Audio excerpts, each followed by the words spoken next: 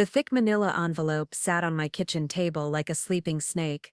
My grandson Tyler's voice still echoed in my head from his phone call an hour earlier. "Just sign the papers, Grandma Rose. It's all routine stuff to help protect your assets. We'll handle everything for you." Routine stuff. Those words made my stomach twist in a way I couldn't quite explain. At 73, I'd learned that when someone says paperwork is routine, it usually means they're hoping you won't look too closely. I'd love to know which corner of the globe you're watching from. And if this story speaks to you, make sure to subscribe. Tomorrow's video is one you absolutely can't miss. The afternoon sun streamed through my kitchen window, casting long shadows across the documents that Tyler and his wife Madison had dropped off that morning. They'd been all smiles and warm hugs, telling me how much they loved me, how they just wanted to make sure I was taken care of as I got older. Madison had even brought me my favorite lavender tea and homemade cookies. But something felt wrong. Call it intuition, call it paranoia. But after 7 decades on this earth, I'd developed a sixth sense about people's true intentions. And right now, that sense was screaming. I picked up the envelope and felt its weight. Heavy. Too heavy for routine paperwork. I'd always prided myself on being sharp.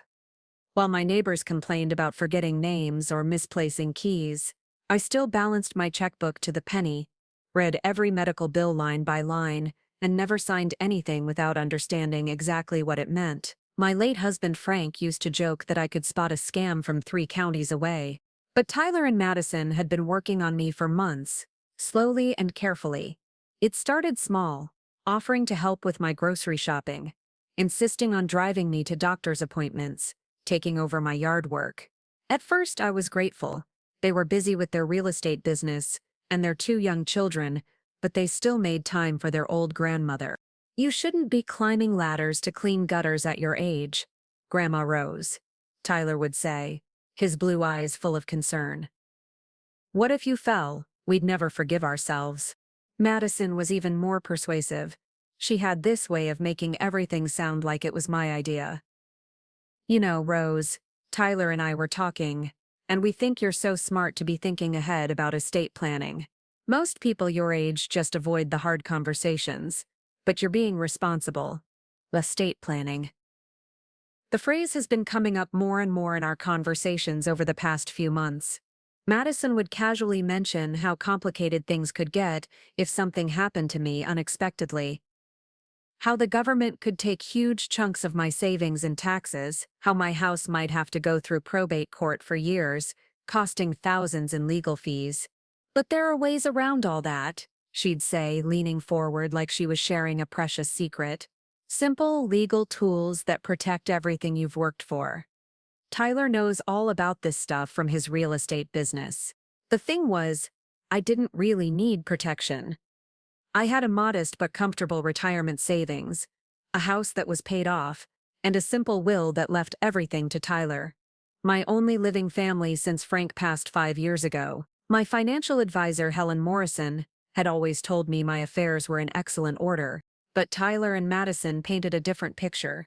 They talked about new tax laws, changing regulations, horror stories of elderly people losing everything to nursing home costs or government seizures. They made it sound like my simple, straightforward financial situation was actually a ticking time bomb.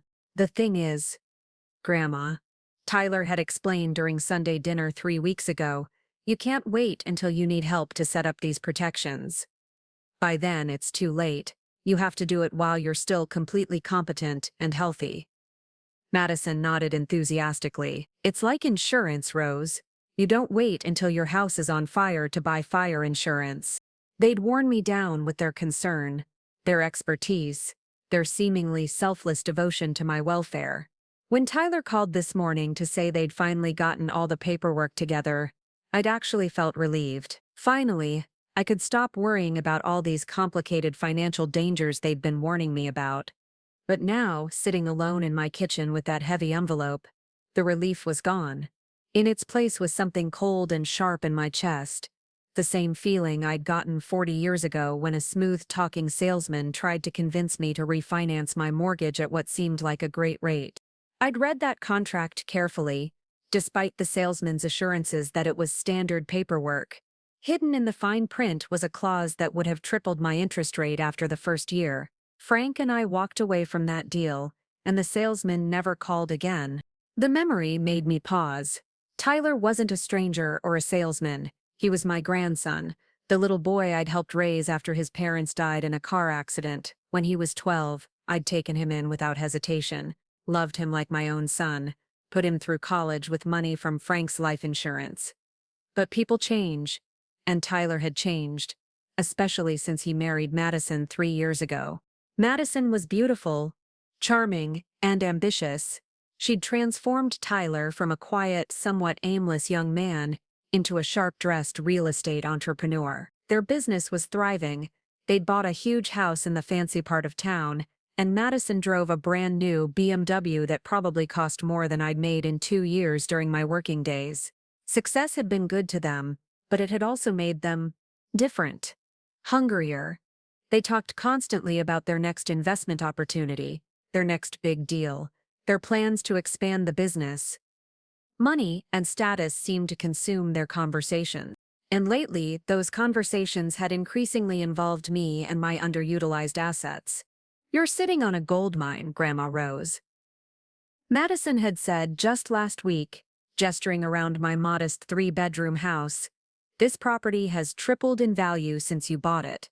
You could unlock all that equity and still live here comfortably."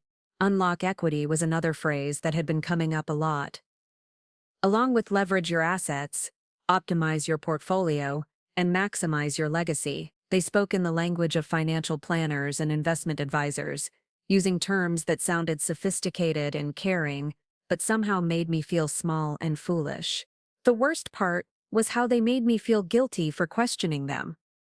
When I'd mentioned that I wanted to run any major financial decisions past Helen Morrison, Madison's face had fallen. "Oh, Rose," she'd said sadly, "I hate to say this, but Helen's getting pretty old too. Her advice might not be current. Financial planning has evolved so much in recent years. Tyler's been studying all the latest strategies." Tyler nodded seriously. "Grandma, we just want what's best for you. But if you're more comfortable with outdated advice..." They never finished those sentences. They didn't have to. The implication was clear: trust us, or be foolish. Love us, or hurt us. Sign the papers, or admit you don't really care about protecting your legacy. But sitting here now, staring at that envelope, I realized something important. My legacy wasn't money or property. My legacy was the wisdom Frank and I had built together over 52 years of marriage. The careful habits, the healthy skepticism, the understanding that love doesn't require blind trust. Frank used to say, "Rose, honey, if someone is rushing you to make a decision, they're usually trying to keep you from making a good one." Tyler and Madison had been rushing me for months, creating urgency where none existed, painting catastrophes that might never happen, and now they wanted me to sign papers. Heavy, complicated papers, without even taking time to read them properly. I stood up from the kitchen table and walked to the window. Outside, my neighbor Mrs. Chen was tending her roses, the same patient, methodical way she'd done it every spring for the 15 years I'd known her. She never rushed. She never cut corners. She took the time to do things right. That's exactly what I was going to do. I returned to the table and carefully opened the envelope. Inside were 3 thick documents, each flagged with colored sticky notes marking where I was supposed to sign. The papers were dense with legal language, filled with clauses and heretofore statements that made my eyes water just looking at them.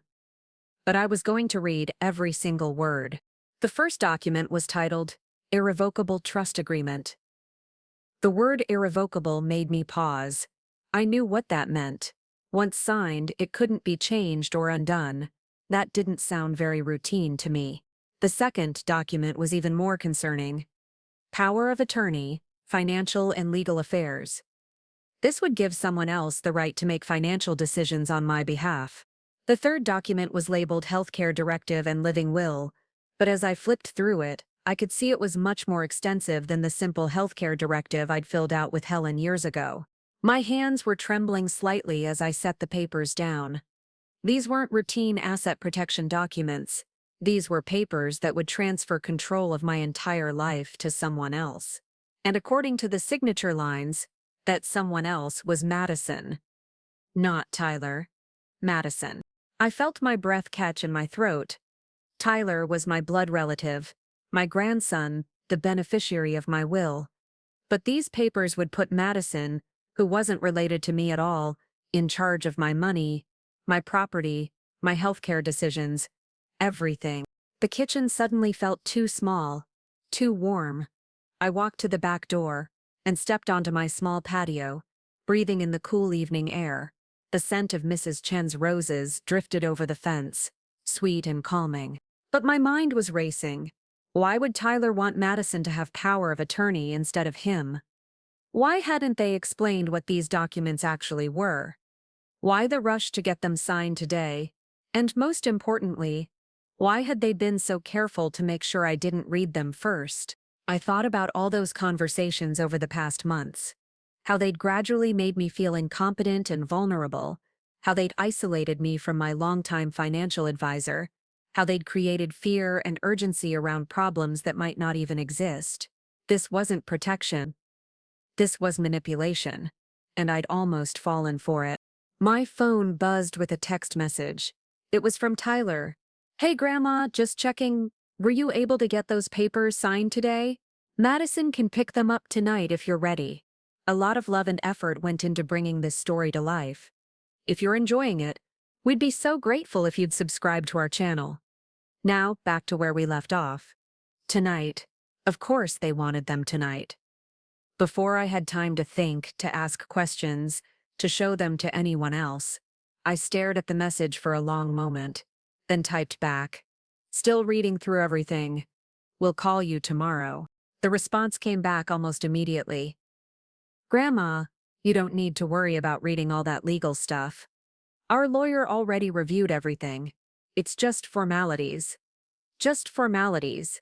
Irrevocable trusts and power of attorney documents were just formalities." I turned off my phone and went back inside. The papers were still spread across my kitchen table, waiting. But now I see them differently. They weren't protection.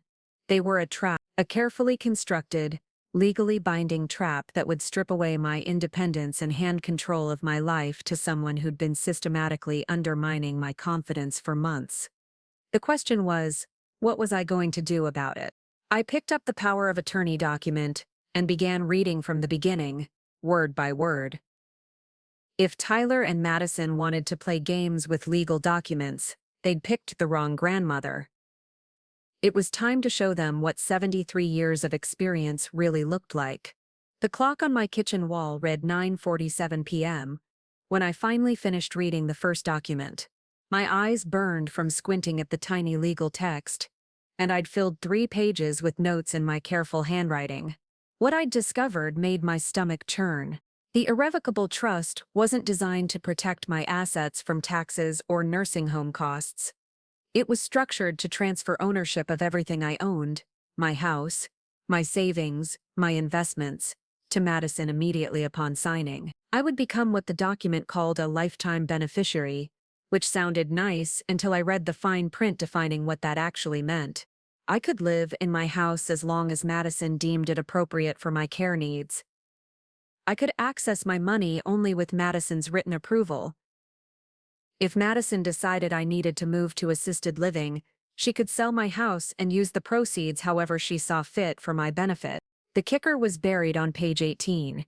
If I became incapacitated as determined by any licensed physician, Madison would have sole discretion over all decisions regarding my care, housing, and finances.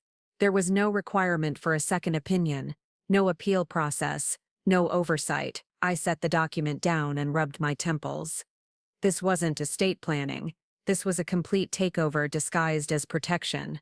The power of attorney document was even worse. It granted Madison immediate authority over every aspect of my financial life. Effective the moment I signed, she could access my bank accounts, sell my investments, take out loans against my property, even changed the beneficiaries on my life insurance policies. And unlike a typical power of attorney that could be revoked, this one included clauses making it durable and irrevocable, except upon the death of the principal. The principal. That was me. I couldn't revoke Madison's power over my finances unless I died. My hands shook as I reached for the third document. The healthcare directive started normally enough, standard language about end-of-life decisions and medical treatment preferences. But halfway through, it took a sinister turn. Hidden among discussions of feeding tubes and ventilators was a section granting Madison the authority to determine my mental competency and make decisions about my living arrangements based on her assessment of my cognitive abilities. If Madison decided I was becoming forgetful or confused, she could move me to a memory care facility. If she thought I was unsafe living alone, she could force me into assisted living. All she needed was a single doctor's note, saying I showed signs of cognitive decline. I thought about Dr. Peterson, my family physician for the past 15 years. He'd never expressed any concerns about my mental sharpness, but Madison had been encouraging me to switch to a new doctor, someone younger who understood modern approaches to geriatric care. She'd even made an appointment for me next week with Dr. Bradley Hoffman, describing him as a specialist in elderly wellness. Now I understand why. I pushed back from the table and walked to my living room, my mind racing. This was a systematic plan to strip me of my independence and take control of my assets. But it was so carefully crafted, so wrapped in language of love and protection, that most people would sign without question. The phone rang, startling me from my thoughts. The caller ID showed Tyler's number. "Hi, Grandma." His voice was casual, but I could hear an edge underneath. "I know it's late, but Madison's worried you might be staying up too late trying to read through all that paperwork. You know how lawyers write. They make everything sound more complicated than it is." "I'm fine, Tyler, just being thorough." "That's great, but honestly, you don't need to stress yourself over every little detail. Our attorney, Mr. Blackstone, is one of the best estate planning lawyers in the state. He's handled everything." "Mr. Blackstone? I made a mental note to look him up. I appreciate that, but I like to understand what I'm signing." There was a pause. "Of course, Grandma. But some of that legal language can be confusing even for lawyers. The important thing is that everything is designed to protect you and make sure your wishes are honored." "My wishes." That was rich. "Tyler, I have a question about the power of attorney document."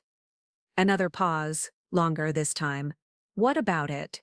Why is Madison listed as the attorney in fact instead of you?" "Oh, that."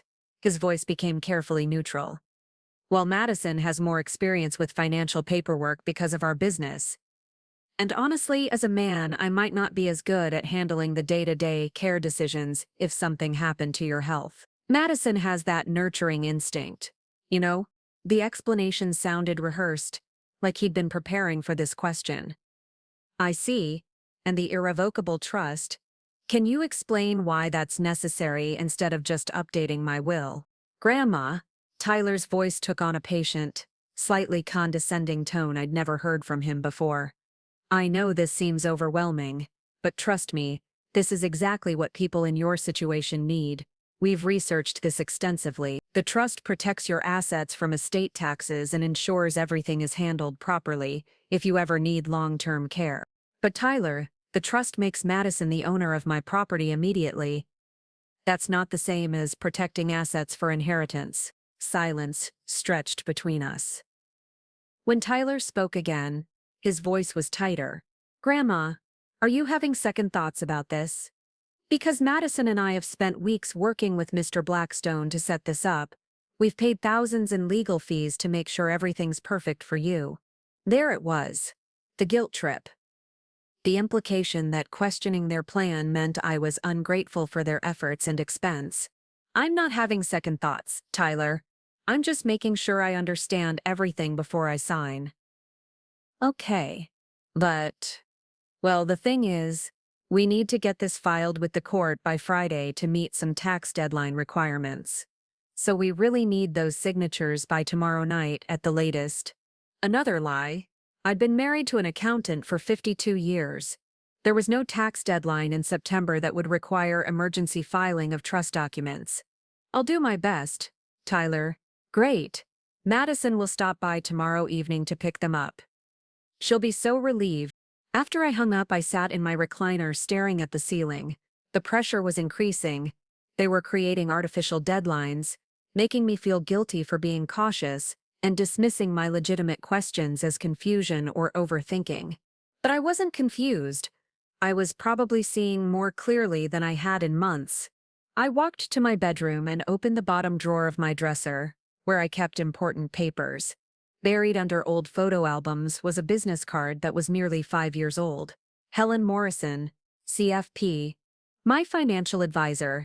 Madison had convinced me that Helen was outdated, that her advice couldn't be trusted in today's complex financial environment. But Helen had guided Frank and me through 40 years of careful money management. She'd helped us pay off our house early, maximize our retirement savings, and make sound investment decisions that had provided comfortable security in our golden years. More importantly, Helen had never once tried to rush us into a decision or made us feel stupid for asking questions. I checked the time, nearly 11 p.m., too late to call anyone.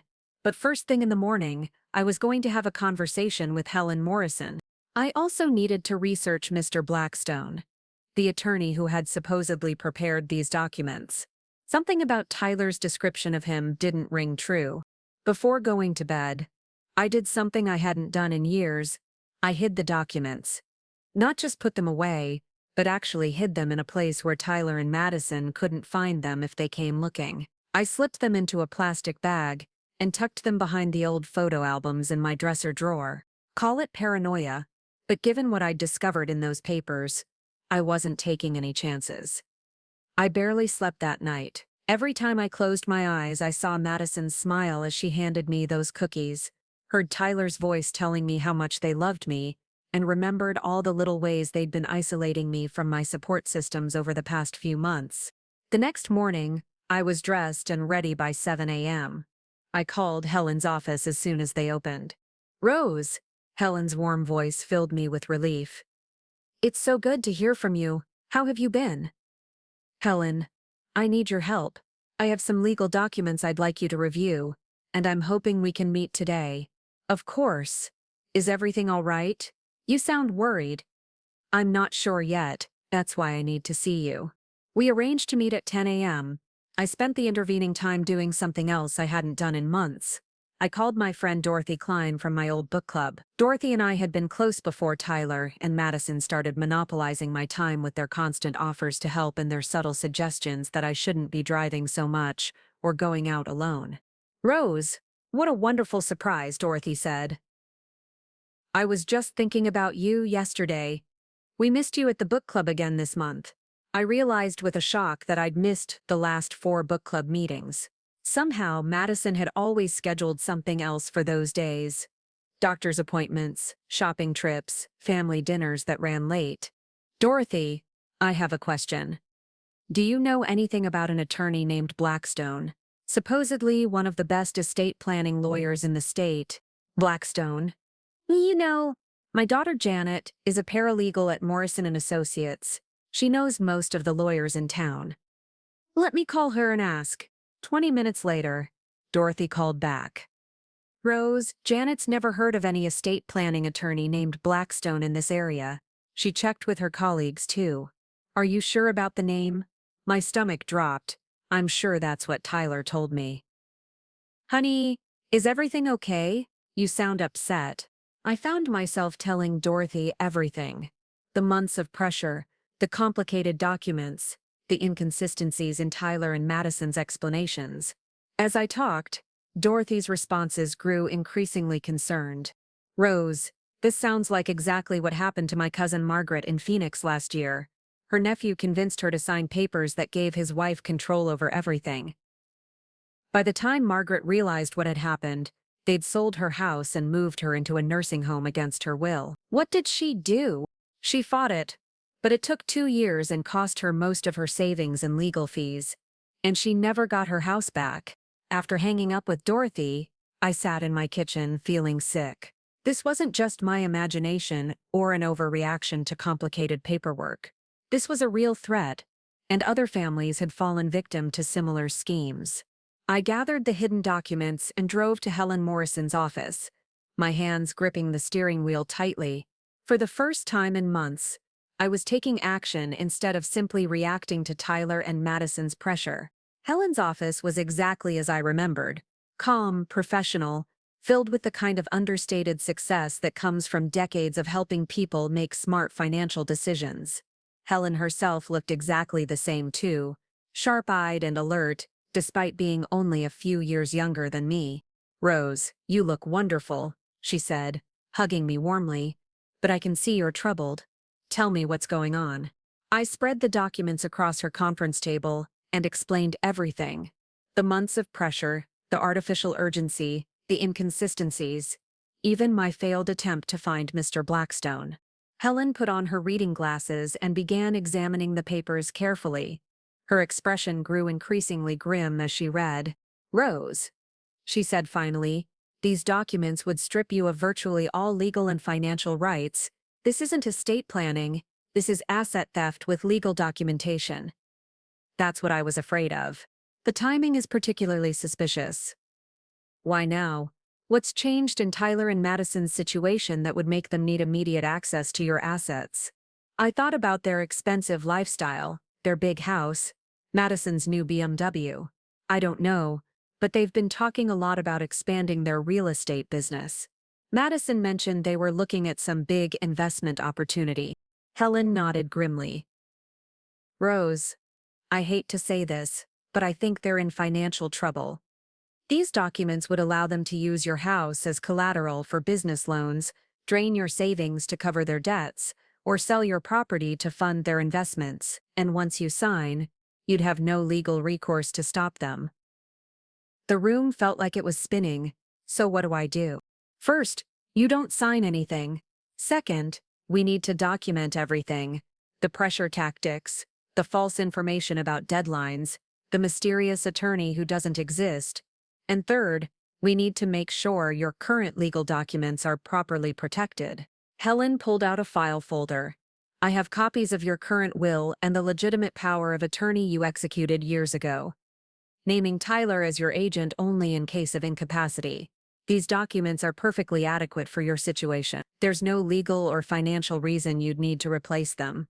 But what about the tax issues they mentioned? The nursing home costs? "Rose, your estate isn't large enough to trigger federal estate taxes. And you have long-term care insurance that would cover nursing home expenses. They've been feeding you false information to create problems that don't exist." I felt a mixture of relief and rage.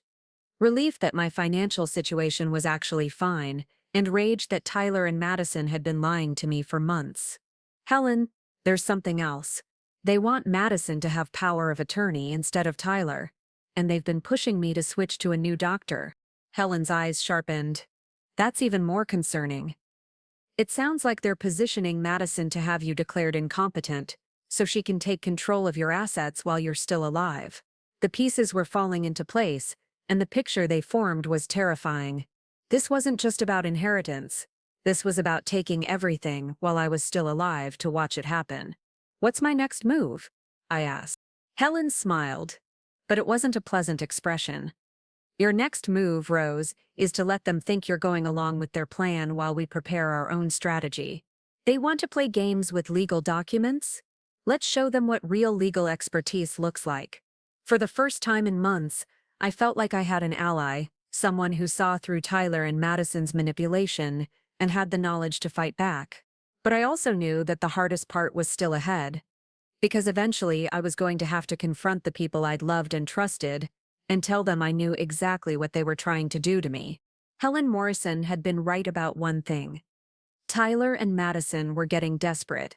By Wednesday afternoon, I'd received 6 text messages, 3 phone calls, and even a handwritten note slipped under my door while I was at the grocery store. The note was from Madison, written in her perfect cursive handwriting. "Dearest Rose, I know the paperwork seems overwhelming, but Tyler and I are here to help you through every step. We love you so much and just want to make sure you're protected. XOXO, Madison. The sweetness felt poisonous now that I knew what those papers really contained. But Helen and I had spent Tuesday afternoon crafting our own strategy. The plan was elegant in its simplicity. Let Tyler and Madison believe they were winning while we gathered evidence of their deception. Helen had contacted a colleague, Detective Patricia Hernandez, who specialized in elder financial abuse cases. Detective Hernandez had been fascinated by the sophistication of the scam and eager to help build a case. The beautiful thing about criminals who use fake legal documents, Detective Hernandez had explained during our meeting, is that they create their own evidence trail. Every lie, every forged signature, every false claim about deadlines or attorneys, it all becomes proof of intent to defraud. So, when Tyler called Wednesday evening, I was ready for him. Grandma Rose, I was getting worried when I didn't hear back from you. Are you feeling all right? I'm fine, Tyler. Just taking my time with the paperwork like you suggested. That's great, but remember we have that deadline on Friday. Madison's getting really anxious about making sure everything's filed in time. I could hear the strain in his voice. Whatever financial pressure they were under, it was getting worse. Actually, Tyler, I do have some questions. Could you and Madison come over tomorrow evening? I'd like to go through a few things with both of you before I sign. There was a pause. Questions? Grandma, what kind of questions? I thought we'd explained everything. Oh, just some details about the trust structure. Nothing major. I want to make sure I understand how asset protection works. Well, okay. But honestly, Grandma, some of those technical details might be too complicated to explain in simple terms. Maybe it would be better if we just had Mr. Blackstone call you directly. My pulse quickened. They were still pushing the fictional attorney. That would be wonderful, Tyler. Could you give me his direct number? I'd love to schedule a call. Another pause. Longer this time. You know what? Let me check with Madison about his availability. He's been pretty swamped with other cases lately. Of course, no rush. After hanging up, I called Helen immediately. They're coming tomorrow night, and Tyler's still claiming this Blackstone attorney exists. Perfect. Detective Hernandez wants to record the conversation. Are you comfortable wearing a wire? The idea of wearing recording equipment to spy on my own grandson should have felt terrible. Instead, it felt empowering. Absolute. Thursday morning brought an unexpected visitor. I was having my coffee when the doorbell rang at 8 a.m. Through the peephole, I saw a young man in a crisp white coat carrying a medical bag. Mrs. Fletcher, I'm Dr. Bradley Hoffman. Madison Gardner arranged for me to stop by for your wellness check. Dr. Hoffman, the geriatric specialist Madison had insisted I needed to see, only she'd told me the appointment was next week, and at his office, not my home. I opened the door, but kept the chain latched. I'm sorry, Dr. Hoffman, but I wasn't expecting you today. Madison scheduled our appointment for next week. He smiled, but something about it felt rehearsed. I had a cancellation this morning and thought I'd stop by early since I was in the neighborhood. Won't take but a few minutes, just some basic cognitive testing and health screening. Cognitive testing. My blood ran cold.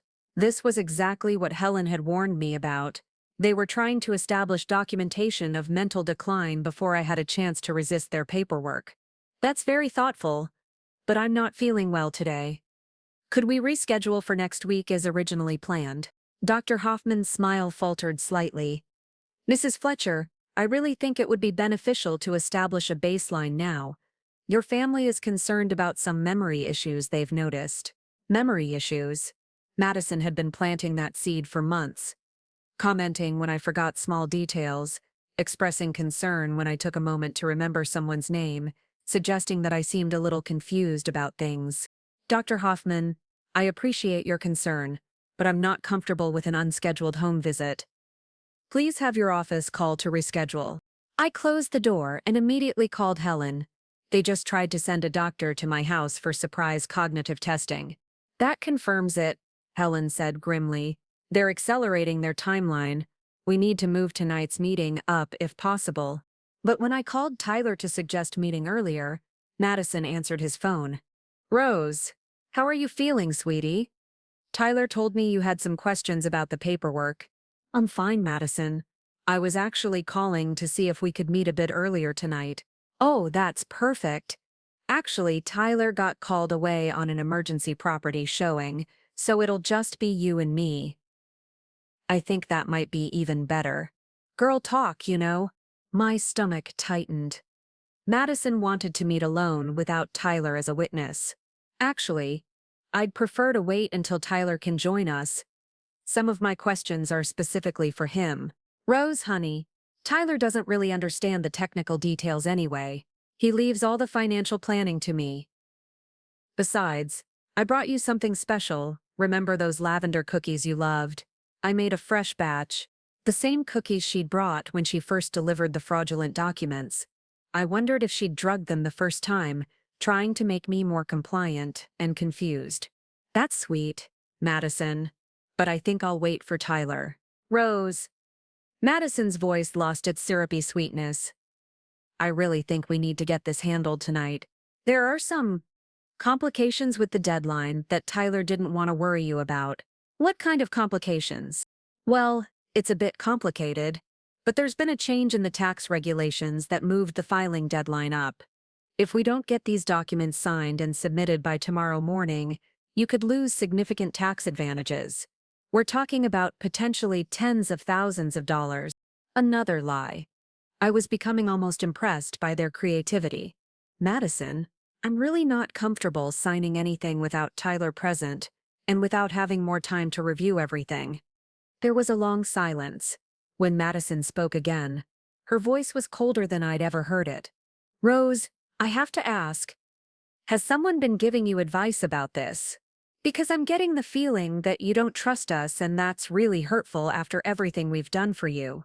The guilt trip again. But this time, it bounced off me like rain on a windshield. Madison, it's not about trust. It's about being careful with important legal documents. I'm sure you understand. Actually, Rose, I'm starting to wonder if you're really capable of understanding these documents. Dr. Hoffman mentioned that he stopped by this morning and was concerned about your cognitive state. There it was, the setup. Dr. Hoffman's professional opinion about my mental fitness, based on a 30-second conversation through a chained door. Dr. Hoffman and I barely spoke. Madison. I postponed the appointment to next week. Rose, honey, the fact that you don't remember having a full conversation with him is exactly what we're worried about. Maybe we should have Tyler come over tonight after all, and we can discuss getting you some additional support. The threat was subtle but clear. Sign the papers, or we'll have you declared incompetent. I took a deep breath. Madison, I think there's been a misunderstanding. I remember my conversation with Dr. Hoffman perfectly clearly. He came to my door unannounced for an appointment that was scheduled for next week. I asked him to reschedule through proper channels. That's not a memory issue. That's good judgment. Another silence. Rose, I'm coming over tonight at 7 whether Tyler can make it or not. We need to get this resolved. Madison, I'd prefer to wait until... The line went dead. Madison had hung up on me. I immediately called Detective Hernandez. They're getting aggressive. Madison's coming over tonight alone, and they've already tried to get a doctor to declare me mentally unfit. This is moving faster than we expected, Detective Hernandez said. Can you handle wearing the recording equipment tonight? Yes. But what if she tries to force me to sign? She won't get physical. That would be too obvious. But she might try psychological pressure, threats, maybe even attempt to slip you something in food or drink. Don't consume anything she brings. At 6:45 p.m., Detective Hernandez arrived at my back door to install the recording equipment. It was smaller than I'd expected, just a tiny device clipped inside my blouse and connected to a thin wire. Remember, Detective Hernandez said, try to get her to explain the documents in her own words. Ask about the attorney, the deadlines, the financial benefits. The more lies she tells, the stronger our case becomes. What if she becomes suspicious? Then we abort the recording and fall back to Plan B. What's Plan B? Detective Hernandez smiled grimly. Let's hope we don't need to find out. At exactly 7 p.m., Madison knocked on my front door. I could see her through the peephole, perfectly dressed as always, carrying a plate of cookies and wearing a smile that no longer fooled me. I opened the door and let her in, my heart pounding but my voice steady. Hello, Madison. Come on in. Rose, you look wonderful. I brought those lavender cookies I promised. She set the plate on my kitchen table and looked around expectantly. So, where are the papers? I thought we could go through them together. They're in the other room. But first, I wanted to ask you about the Mr. Blackstone that Tyler mentioned. I was hoping to speak with him directly. Madison's smile flickered for just a moment. Oh, Mr. Blackstone is extremely busy. But honestly, Rose, you don't need to bother him with questions. I can explain anything you need to know. I'm sure you can, but I'd feel more comfortable hearing from the attorney himself. Could you give me his contact information? Well, Madison sat down and folded her hands. The thing is, Rose, Mr. Blackstone specifically said that sometimes direct communication with clients can be confusing.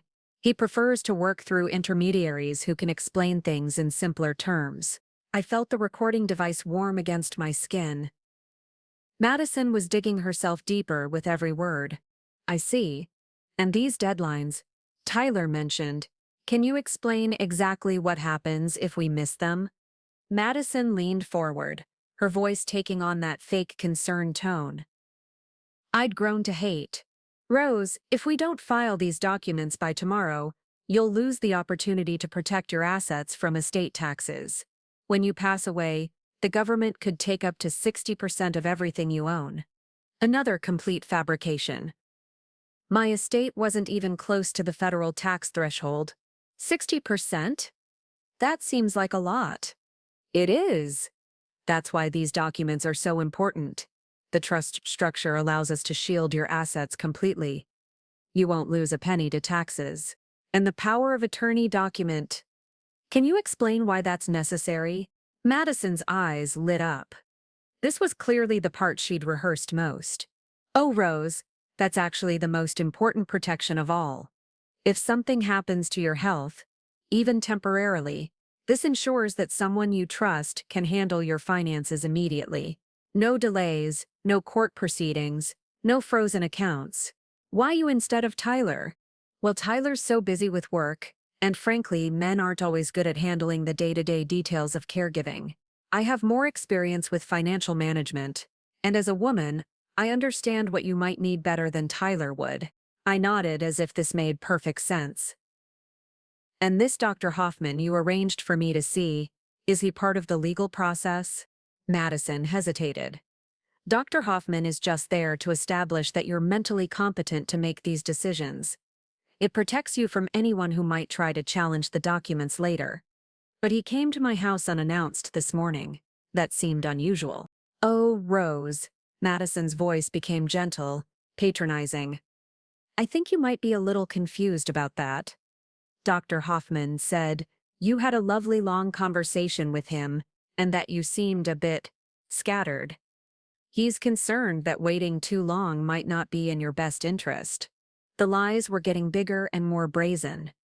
Madison was creating an alternate reality where I was confused and incompetent, where her takeover of my assets was actually protection, where fake attorneys and imaginary deadlines were real. Madison, I said carefully, I need to ask you something directly. Are you and Tyler in some kind of financial trouble? For the first time, all evening, Madison's composure cracked completely. Her face flushed red, her hands clenched into fists, and her voice rose to a near shout. How dare you ask me that? After everything Tyler and I have done for you, after all the time and money we've spent trying to help you, you question our motives. The mask was finally off. Gone was the sweet, concerned daughter-in-law. In her place was someone angry, desperate, and dangerous.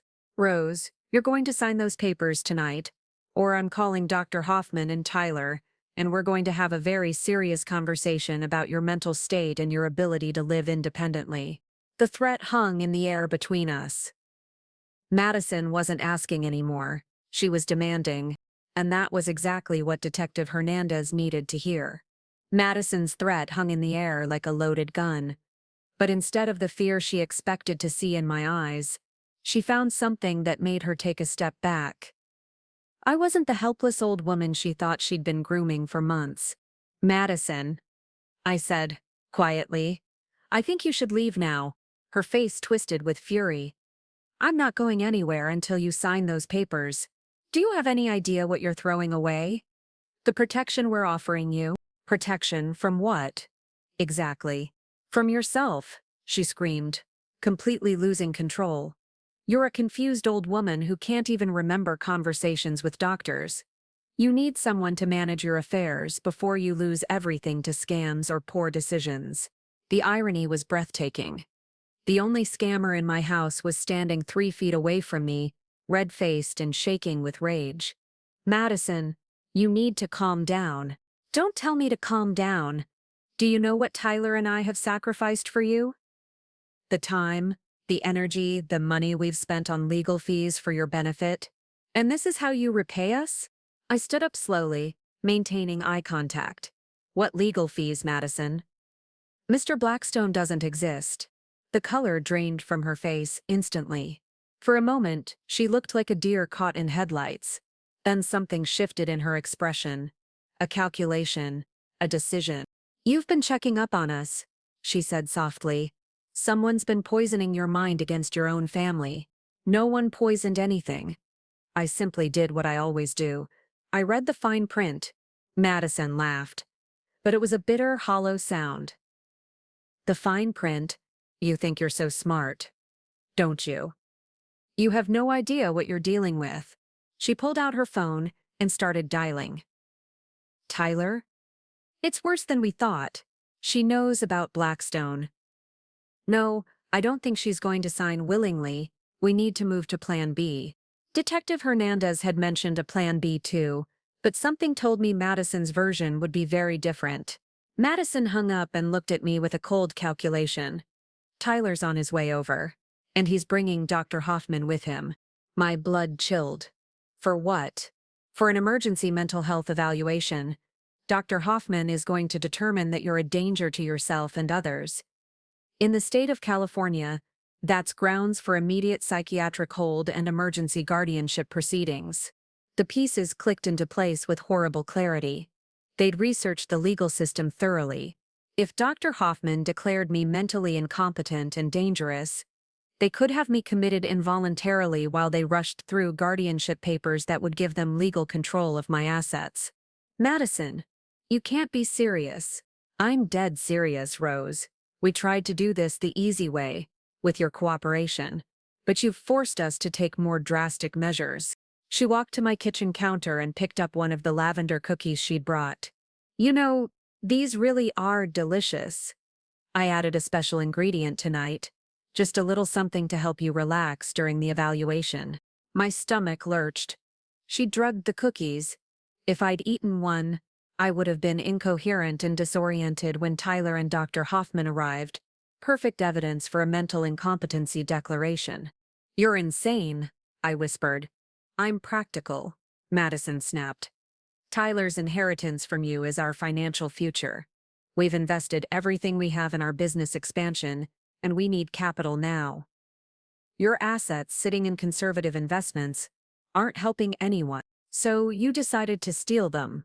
I decided to manage them properly. You're going to die eventually anyway. Rose, we're just ensuring that your money doesn't go to waste in the meantime. The casual cruelty of her words hit me like a physical blow.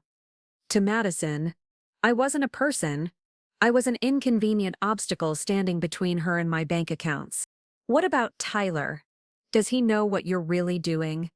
Madison's expression softened slightly, and for a moment I saw something almost like genuine emotion. Tyler loves you, Rose, but he loves me more, and he wants the life I can give him more than he wants to preserve your stubborn independence. The front door opened without a knock. Tyler's voice called out, "Grandma? We're here."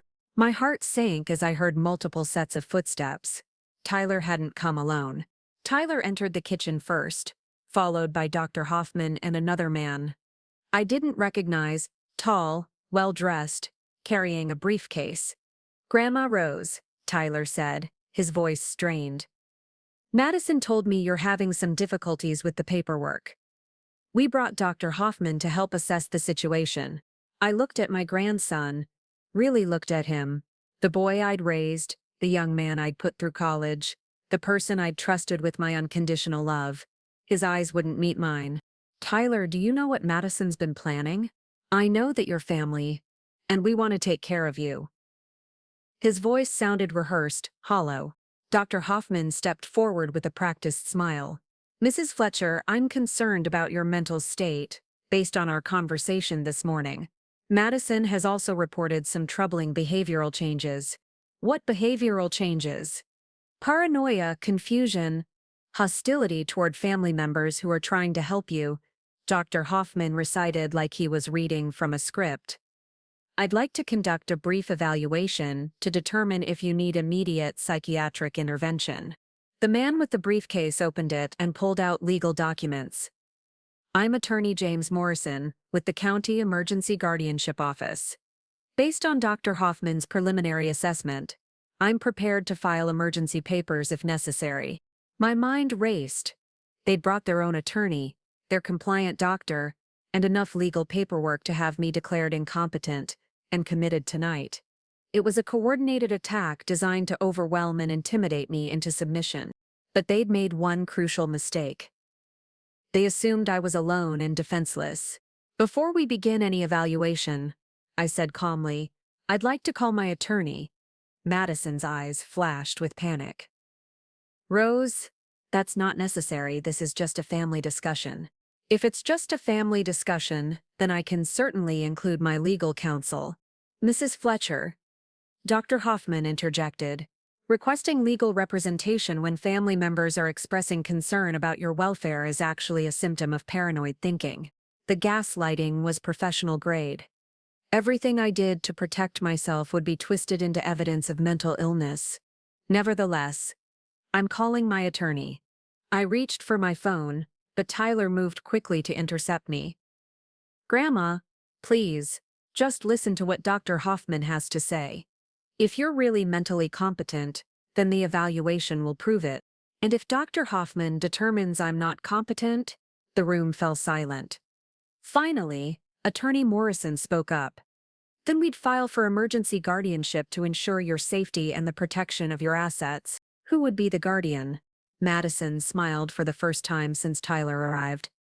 As your closest female relative and the person most familiar with your daily care needs, I'd be appointed as your guardian.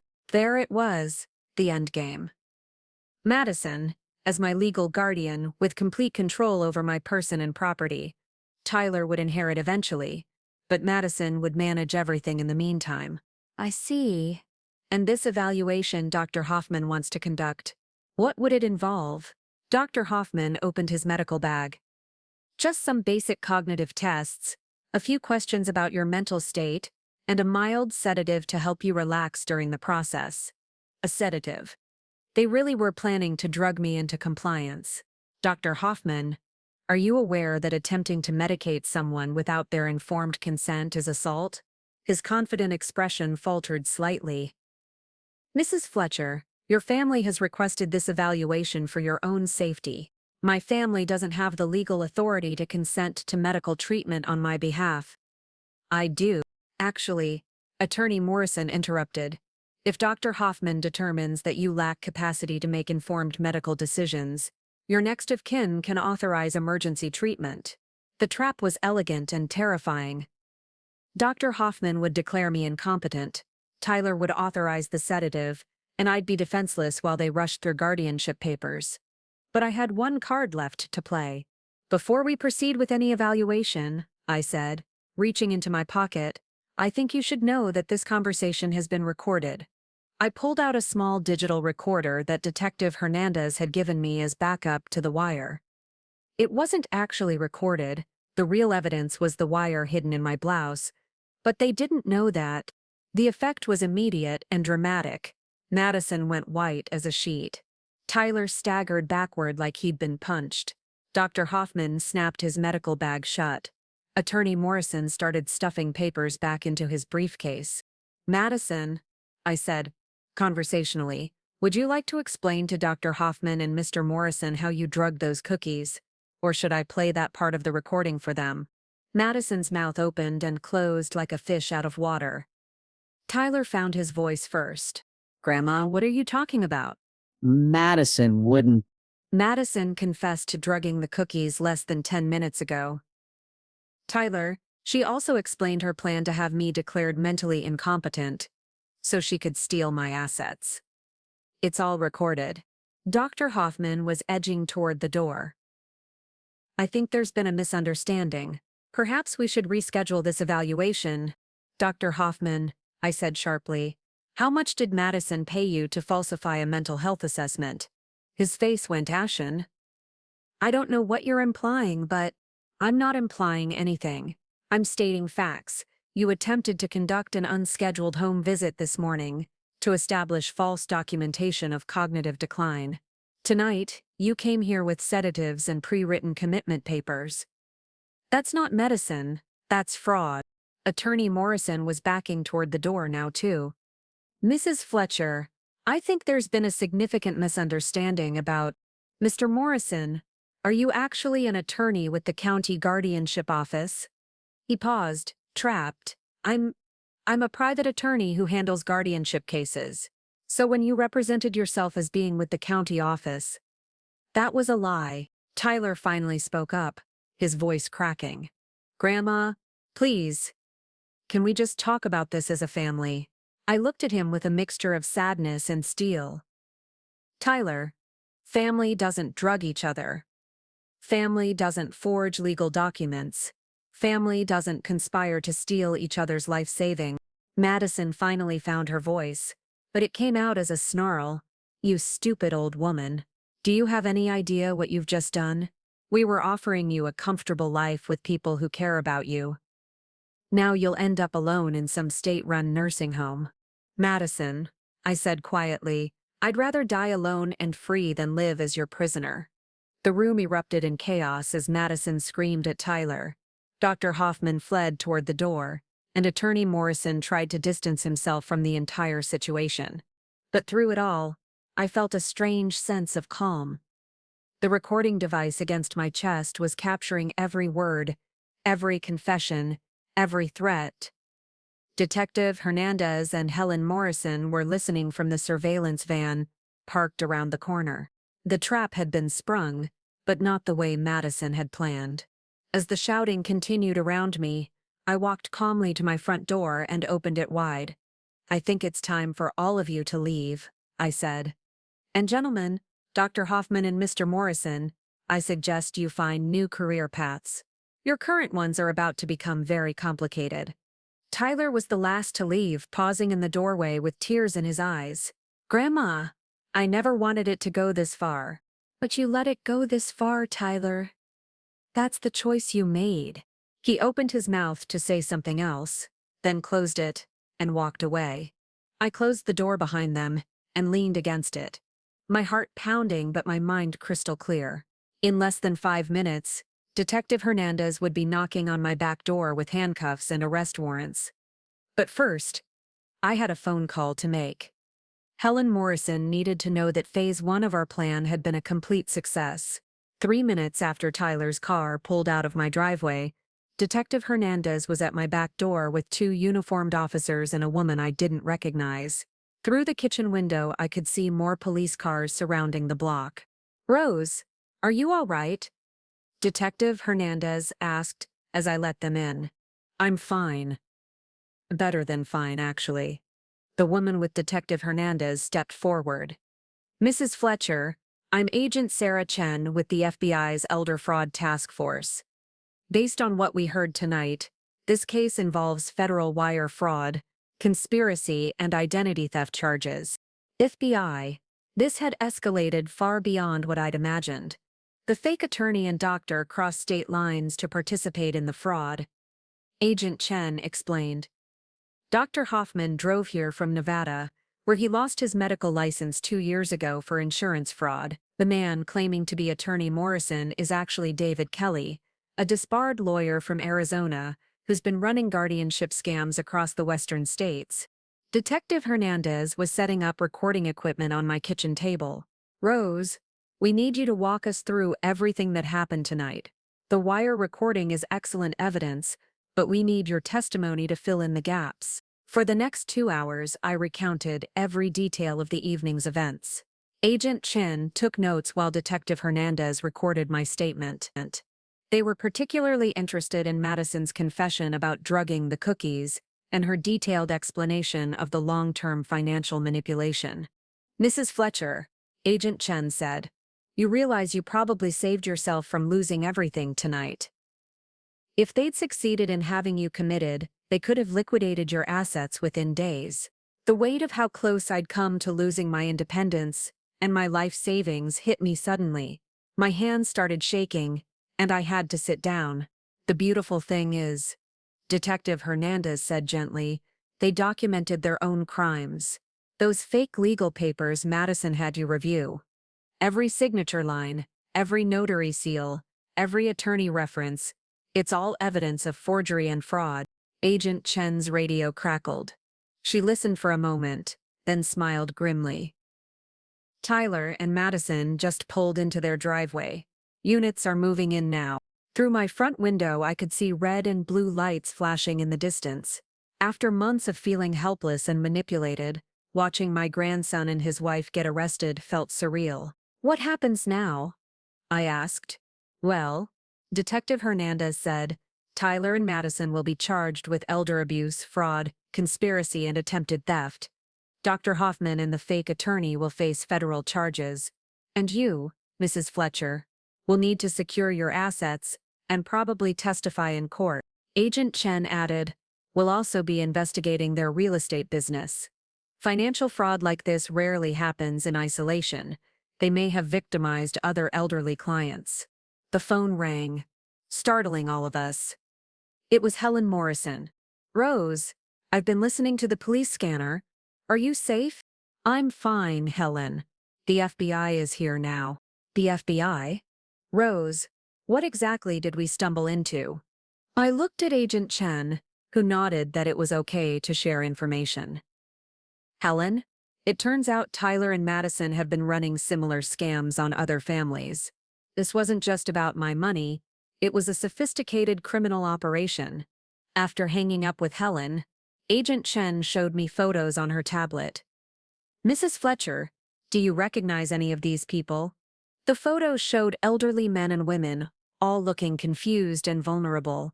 One face jumped out at me immediately. That's Mrs. Patterson from my old neighborhood. I haven't seen her in years. Eleanor Patterson. Tyler and Madison convinced her to sign over power of attorney last year. By the time her son discovered what happened, they'd drained her savings and sold her house.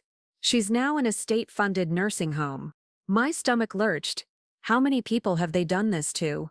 We've identified at least 6 victims over the past 3 years. The total theft is over $2 million. $2 million. I thought about Mrs. Patterson, about other elderly people who'd trusted Tyler and Madison and lost everything. My case wasn't unique. It was just the first time they'd been caught. Mrs. Fletcher, Detective Hernandez said, your quick thinking and Helen Morrison's legal expertise broke this case wide open. Without the recordings you made tonight, we never could have proven the scope of their operation. Agent Chen was typing rapidly on her laptop. We're freezing all of Tyler and Madison's assets immediately. Their house, their cars, their business accounts, everything. We'll be working to recover stolen funds for the other victims. What about Dr. Hoffman and the fake attorney? They were arrested at the motel where they were staying. Turns out they've been traveling together for months, providing fake medical and legal documentation for guardianship fraud cases across multiple states. The front door opened, and Helen Morrison walked in, carrying a thermos and a bag from the local diner. I thought you might need some real food and coffee, she said, hugging me tightly. How are you holding up? I keep thinking about Mrs. Patterson and the other victims. If I'd signed those papers. But you didn't, Helen said firmly. You trusted your instincts, and you fought back. That took incredible courage. Agent Chen looked up from her laptop. Mrs. Fletcher, I have to ask, what made you suspicious initially? Most elderly fraud victims don't recognize the manipulation until it's too late. I thought about it carefully. It was a rush. Tyler and Madison were always creating urgency, making me feel like I had to decide quickly or something terrible would happen. My husband Frank used to say that good decisions don't require panic. That's exactly right, Detective Hernandez said. Fraudsters rely on pressure and time constraints to prevent victims from thinking clearly or seeking outside advice. Helen nodded. Rose also did something most people don't do. She actually read the legal documents instead of just trusting the explanations. Those papers were deliberately written to be confusing, but Rose pushed through the complexity to understand what she was really signing. My phone buzzed with a text message. It was from Tyler. Grandma, please don't let them do this to us. We made mistakes, but we love you. Can you drop the charges? I showed the message to Agent Chen, who shook her head. Even if you wanted to drop charges, Mrs. Fletcher, this is now a federal case. Tyler and Madison will face prosecution regardless of your wishes. Another text came through. They're saying we stole from other people, but that's not true. Madison just got carried away with your situation. Please help us. Still lying, even from jail. Still trying to manipulate me with claims of love and pleas for help. Mrs. Fletcher, Agent Chen said gently, you should know that we found detailed financial records at Tyler and Madison's house. They've been planning this takeover of your assets for over a year. They researched guardianship laws, practiced forging documents, and even had backup plans if you resisted. Backup plans? Alternative scenarios for having you declared incompetent. Different doctors who would provide false diagnoses. Various legal strategies for challenging your mental capacity. This wasn't a spur-of-the-moment crime. It was a calculated, long-term conspiracy. The scope of their planning hit me like a physical blow. For over a year, while I'd been loving and trusting my grandson, he'd been systematically plotting to steal my life. There's something else, Detective Hernandez said hesitantly. We found evidence that they were planning to move you to a memory care facility in Nevada after gaining guardianship. The facility has a history of over-medicating patients and limiting family contact. Helen gasped. They were going to isolate her completely. Once Rose was in their custody and heavily medicated, they could have controlled her assets indefinitely, Agent Chen explained. She might never have been able to seek help or even understand what had happened to her. The coffee Helen had brought suddenly tasted bitter. I realized how close I'd come not just to losing my money, but to losing my mind, my freedom, my very identity. Mrs. Fletcher, Agent Chen continued, I want you to understand something important. What you did tonight, gathering evidence, working with law enforcement, standing up to people you loved, it took extraordinary strength. Most people in your situation would have been too emotionally compromised to fight back effectively. I had help, I said, looking at Helen. I didn't do this alone. No, but you made the choice to seek help instead of just going along with their demands. That choice probably saved not just your own life, but the lives of future victims. Detective Hernandez's radio crackled again. She listened, then looked at me with satisfaction. Madison just confessed to everything. She's trying to blame Tyler for the planning, but she's admitting to the fraud, the fake documents, even the attempt to drug you tonight. What about Tyler? Still claiming he thought they were really helping you. But we found the research on guardianship laws on his computer, and his fingerprints are on the forged legal documents. Whether he wants to admit it or not, he was a full partner in this conspiracy. The kitchen fell quiet for a moment. Outside, I could hear normal neighborhood sounds. Dogs barking, cars passing, someone mowing their lawn. Life was continuing as usual while my entire world had been turned upside down. Mrs. Fletcher, Agent Chen said, we'll need you to come to the federal building tomorrow to give a more detailed statement. We'll also want you to review the evidence we collected from Tyler and Madison's house. Will I have to testify in court? Almost certainly, but you won't be alone. We have victim advocates who will help you through the process. Helen squeezed my hand. And I'll be with you every step of the way. After the law enforcement officers left, Helen and I sat in my kitchen drinking coffee and trying to process everything that had happened. Rose, Helen said quietly, I have to ask, are you going to be okay? Emotionally, I mean, Tyler was like a son to you. I stared into my coffee cup, thinking about the little boy Tyler had been when he first came to live with Frank and me. He'd been so lost, so grateful for love and stability. Where had that child gone? Helen, I keep thinking about something Madison said tonight. She told me I was going to die eventually anyway, so why not let them manage my money in the meantime? That's a horrible thing to say. But it made me realize something important. Tyler and Madison weren't stealing from me because they were desperate or because they had gambling debts or drug problems. They were stealing from me because they saw me as already dead. In their minds, I was just an inconvenience standing between them and their inheritance. Helen nodded sadly. They dehumanized you, made you into an object instead of a person. Exactly, and once I understood that, it became easier to fight back. I wasn't betraying my family. I was protecting myself from people who had already decided I didn't matter. We sat in comfortable silence for a while. Finally, Helen spoke up. What do you want to do now? I mean, practically speaking, your finances are secure, your legal documents are properly protected. But what about your life going forward? It was a good question. For months, Tyler and Madison had been my primary social connection. I'd let them isolate me from friends, from activities, from the wider world. Now that they were gone, I needed to rebuild. Well, I said slowly, I think I'd like to rejoin the book club, and maybe volunteer with some organization that helps elderly people avoid financial fraud. Helen smiled. I think that's a wonderful idea. Your experience would help a lot of people. Helen, do you think I'll ever see Tyler again? After the trials and everything? She was quiet for a long moment. Rose, that's going to depend on Tyler. Whether he takes responsibility for what he did, whether he gets help to understand how he could have hurt someone who loved him so much. Some people come back from this kind of thing. But it takes real work. I nodded. Part of me still loved the little boy Tyler had been, but I was done loving the man he'd become at the expense of my own safety and dignity. You know what, Helen? For the first time in months, I feel like myself again. What do you mean? I feel strong. I feel smart. I feel like I matter. I laughed, surprising myself. Madison was wrong about one thing. I'm not ready to die. I think I'm just getting started. Helen raised her coffee cup in a toast.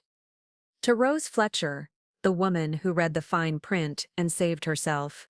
I clinked my cup against hers. To read the fine print. Every single word. Outside, the sun was setting over my quiet neighborhood. Tomorrow would bring federal prosecutors and victim statements and the hard work of testifying against my own grandson. But tonight, I was free. Free from manipulation, free from fear, free from people who saw me as an obstacle instead of a person. I was 73 years old, and I was finally ready to start living on my own terms. 6 months later, I stood outside the federal courthouse in downtown Sacramento, watching news vans line the street. The case had attracted national attention when prosecutors revealed the full scope of Tyler and Madison's operation. What started as my personal fight to protect my assets had become a landmark elder fraud prosecution. Helen Morrison walked beside me as we approached the courthouse steps. Are you ready for this, Rose? I adjusted my navy blue suit jacket, the same one I'd worn to Frank's funeral 5 years ago. It felt appropriate somehow, like I was burying another part of my past. I've been ready for months. The federal prosecutor, Assistant U.S. Attorney James Wright, met us at the security checkpoint. He was younger than Tyler, with an intensity that reminded me why I'd taken an immediate liking to him during our preparation sessions. Mrs. Fletcher, the defense is going to try to paint Tyler as a victim of Madison's manipulation. They'll claim he was blinded by love and didn't understand the legal implications of what they were doing. I'd heard this strategy discussed before. Tyler's attorney had been building a case that portrayed him as an innocent dupe, led astray by his scheming wife. Mr. Wright, I've seen the evidence. Tyler researched guardianship laws for months before they approached me. His fingerprints are on forged documents. He can claim ignorance all he wants, but the facts tell a different story.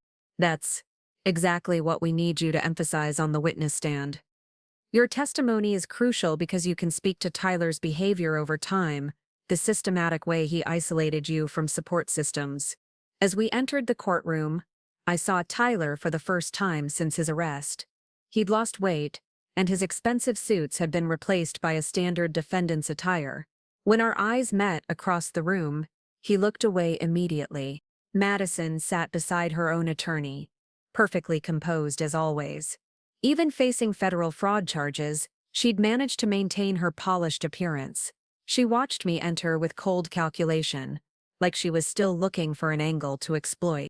The prosecution's opening statement laid out the conspiracy in devastating detail. Over 3 years, Tyler and Madison had systematically targeted elderly clients from Tyler's real estate contacts. They'd refined their approach with each victim, learning what worked and what didn't. Ladies and gentlemen of the jury, Prosecutor Wright said, this wasn't a crime of passion or desperation. This was a business. Tyler Gardner and Madison Gardner had turned elder abuse into their primary source of income. The defense attorneys tried to minimize the scope of the crimes, focusing on Tyler and Madison's financial struggles and painting their actions as misguided attempts to help elderly relatives. But when Agent Chen took the stand with her evidence presentation, the courtroom fell silent. We recovered detailed spreadsheets from the defendant's computers. Agent Chen testified. They tracked each victim's net worth, assessed their vulnerability levels, and planned timelines for asset extraction. Miss Eleanor Patterson, for example, was designated as a high-value, low-resistance target. The clinical language sent chills through the courtroom. These people I'd trusted had reduced human beings to data points in a profit calculation. When my turn came to testify, I walked to the witness stand with steady steps. I'd practiced this moment with Prosecutor Wright dozens of times, but facing Tyler and Madison in person brought back memories I thought I'd processed. Mrs. Fletcher, Prosecutor Wright began. Please tell the jury about your relationship with Tyler Gardner. I looked directly at Tyler as I spoke. Tyler is my grandson. After his parents died when he was 12, my husband Frank and I raised him as our own son. We loved him unconditionally and supported him through college and into adulthood. How would you describe Tyler's personality during those years? He was quiet, thoughtful, sometimes a little directionless. But he was never manipulative or deceptive. The Tyler I raised would never have hurt someone who loved him. Tyler's defense attorney objected to my characterization, but the judge allowed it to stand.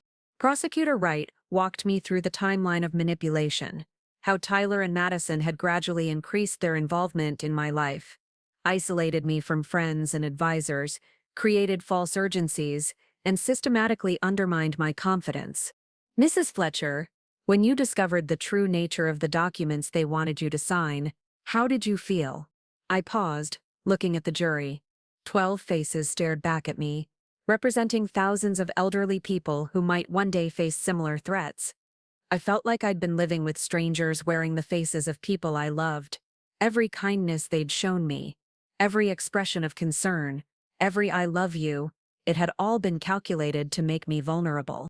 Madison's attorney, during cross-examination, tried to suggest that I'd misunderstood Tyler and Madison's intentions, that they genuinely believed they were protecting me. Mrs. Fletcher, isn't it possible that Tyler and Madison were simply trying to ensure your financial security? No, I said firmly. Financial security means protecting someone's assets for their benefit. Tyler and Madison were planning to control my assets for their benefit. There's a significant difference. But surely you understand that managing complex financial matters can be overwhelming for someone your age. The condescending tone was deliberate, designed to make me appear fragile and confused, but months of preparation had taught me to recognize and counter these tactics. I'm 73 years old. Not 73 years incompetent. I've been managing complex financial matters since before Tyler was born. The only thing overwhelming about this situation was discovering that people I trusted were lying to me. The courtroom stirred with murmurs of approval. Several jury members nodded. The most damaging testimony came from Dr. Patricia Reynolds, a geriatric psychiatrist who had examined me at the prosecution's request. Mrs. Fletcher shows no signs of cognitive impairment or diminished capacity, Dr. Reynolds testified. Her mental acuity, memory, and decision-making abilities are all well within normal ranges for her age group. Any suggestion that she needed guardianship or couldn't manage her own affairs is medically unfounded. This directly contradicted the fake medical evaluation that Dr. Hoffman had attempted to conduct. When Eleanor Patterson's son testified about his mother's victimization, the emotional impact on the jury was visible. Mrs. Patterson had died in the state nursing home where Tyler and Madison's actions had landed her. "My mother died believing that her own family had abandoned her," he said, his voice breaking. She never understood why Tyler and Madison had suddenly stopped visiting after they'd taken control of her assets. Tyler buried his face in his hands during this testimony. Whether from genuine remorse or calculated performance, I couldn't tell. The evidence against Madison was even more damning. Prosecutors revealed that she'd been researching elder fraud techniques for over 2 years before meeting Tyler. They'd found internet searches on her computer for terms like legal guardianship loopholes, elderly financial exploitation, and avoiding elder abuse prosecution. Madison had also maintained a private email account where she'd communicated with other fraudsters, sharing strategies and victim profiles. One email, sent just weeks before they approached me, read, "Found perfect target through T's real estate connections, elderly widow, substantial assets, minimal family oversight. Should be straightforward extraction." The clinical detachment in her language was chilling. I wasn't Tyler's beloved grandmother to Madison. I was a target and an extraction opportunity. During Madison's testimony in her own defense, she tried to present herself as a devoted wife who'd gotten carried away trying to secure her family's future. "I love Tyler, and I wanted to give him the life he deserved," she said, dabbing at her eyes with a tissue. "Rose had so much money just sitting in conservative investments, not helping anyone. I thought we could manage it better." Prosecutor Wright's cross-examination methodically dismantled this narrative. "Miss Gardner, you testified that you were trying to help Rose Fletcher. Can you explain how forging legal documents helps someone?" We thought she might not understand the complexity. So you decided to deceive her about what she was signing." "No, we were just simplifying." "Ms. Gardner, you also testified about wanting to give Tyler the life he deserved. Did you consider that Rose Fletcher deserved to live her life with dignity and autonomy?" Madison's composure finally cracked. "She's old. She was going to die anyway and leave everything to Tyler. We were just expediting the process." The courtroom gasped. Even Madison's own attorney looked stunned. She'd just admitted to viewing my death as a business timeline. Tyler's testimony was perhaps the most heartbreaking part of the trial. His attorney had coached him to express remorse and claim manipulation by Madison, but under cross-examination, the truth emerged. "Tyler," Prosecutor Wright said, "you researched guardianship laws for months before approaching your grandmother. Was that Madison's idea?" "No. I mean, we discussed it together. The computer searches were conducted on your personal laptop using your login credentials. Madison wasn't even present when many of these searches occurred." Tyler's shoulders slumped. I thought if we could just manage her money better, everyone would benefit." "Everyone? Meaning you and Madison?" "I thought Grandma would be more comfortable if she didn't have to worry about financial decisions." "Tyler, did you ever ask your grandmother if she wanted help with financial decisions? She seemed confused sometimes." "That's not what I asked. Did you ever directly ask Rose Fletcher if she wanted to transfer control of her assets to you and Madison?" A long pause. "No. Because you knew she would say no." Another pause. Even longer. "Yes." The admission hung in the air like a thunderclap. Tyler had just confessed that they'd pursued deception because they knew honest communication wouldn't work. During closing arguments, Prosecutor Wright painted a picture of systematic predation disguised as family concern. Tyler Gardner and Madison Gardner didn't see elderly people as human beings deserving of respect and autonomy. They saw them as resources to be harvested. They refined their techniques with each victim, becoming more sophisticated, more manipulative, more effective at stripping away not just money, but dignity and independence. The defense attorneys made their final appeals for leniency, emphasizing Tyler and Madison's lack of prior criminal records and their claims of misguided intentions. But the jury deliberated for less than 4 hours before returning guilty verdicts on all counts for both defendants. Judge Patricia Morrison, no relation to Helen, imposed sentences that reflected the seriousness of the crimes. Madison received 12 years in federal prison. Tyler received 8 years, with the difference reflecting his cooperation with authorities and what the judge called genuine but insufficient remorse. "Mr. Gardner," Judge Morrison said during sentencing, "you violated the most fundamental trust that exists between generations. Mrs. Fletcher loved you unconditionally, and you repaid that love with betrayal and exploitation. Your actions have damaged not just your own family, but countless other families who will now approach their elderly relatives with suspicion instead of trust." As the sentences were announced, I felt no joy, no satisfaction, just a profound sadness for the family relationships that had been destroyed and the innocent elderly people who had suffered. After the trial, Agent Chen approached me in the courthouse hallway. "Mrs. Fletcher, I wanted you to know that your case has become a model for elder fraud prosecution nationwide. We've used your investigative approach and legal strategy to break up 6 similar operations across the country. How many victims have been helped? Over 40 families have recovered stolen assets, and we've prevented an estimated $15 million in additional theft." The numbers were staggering, but I thought about the individual faces.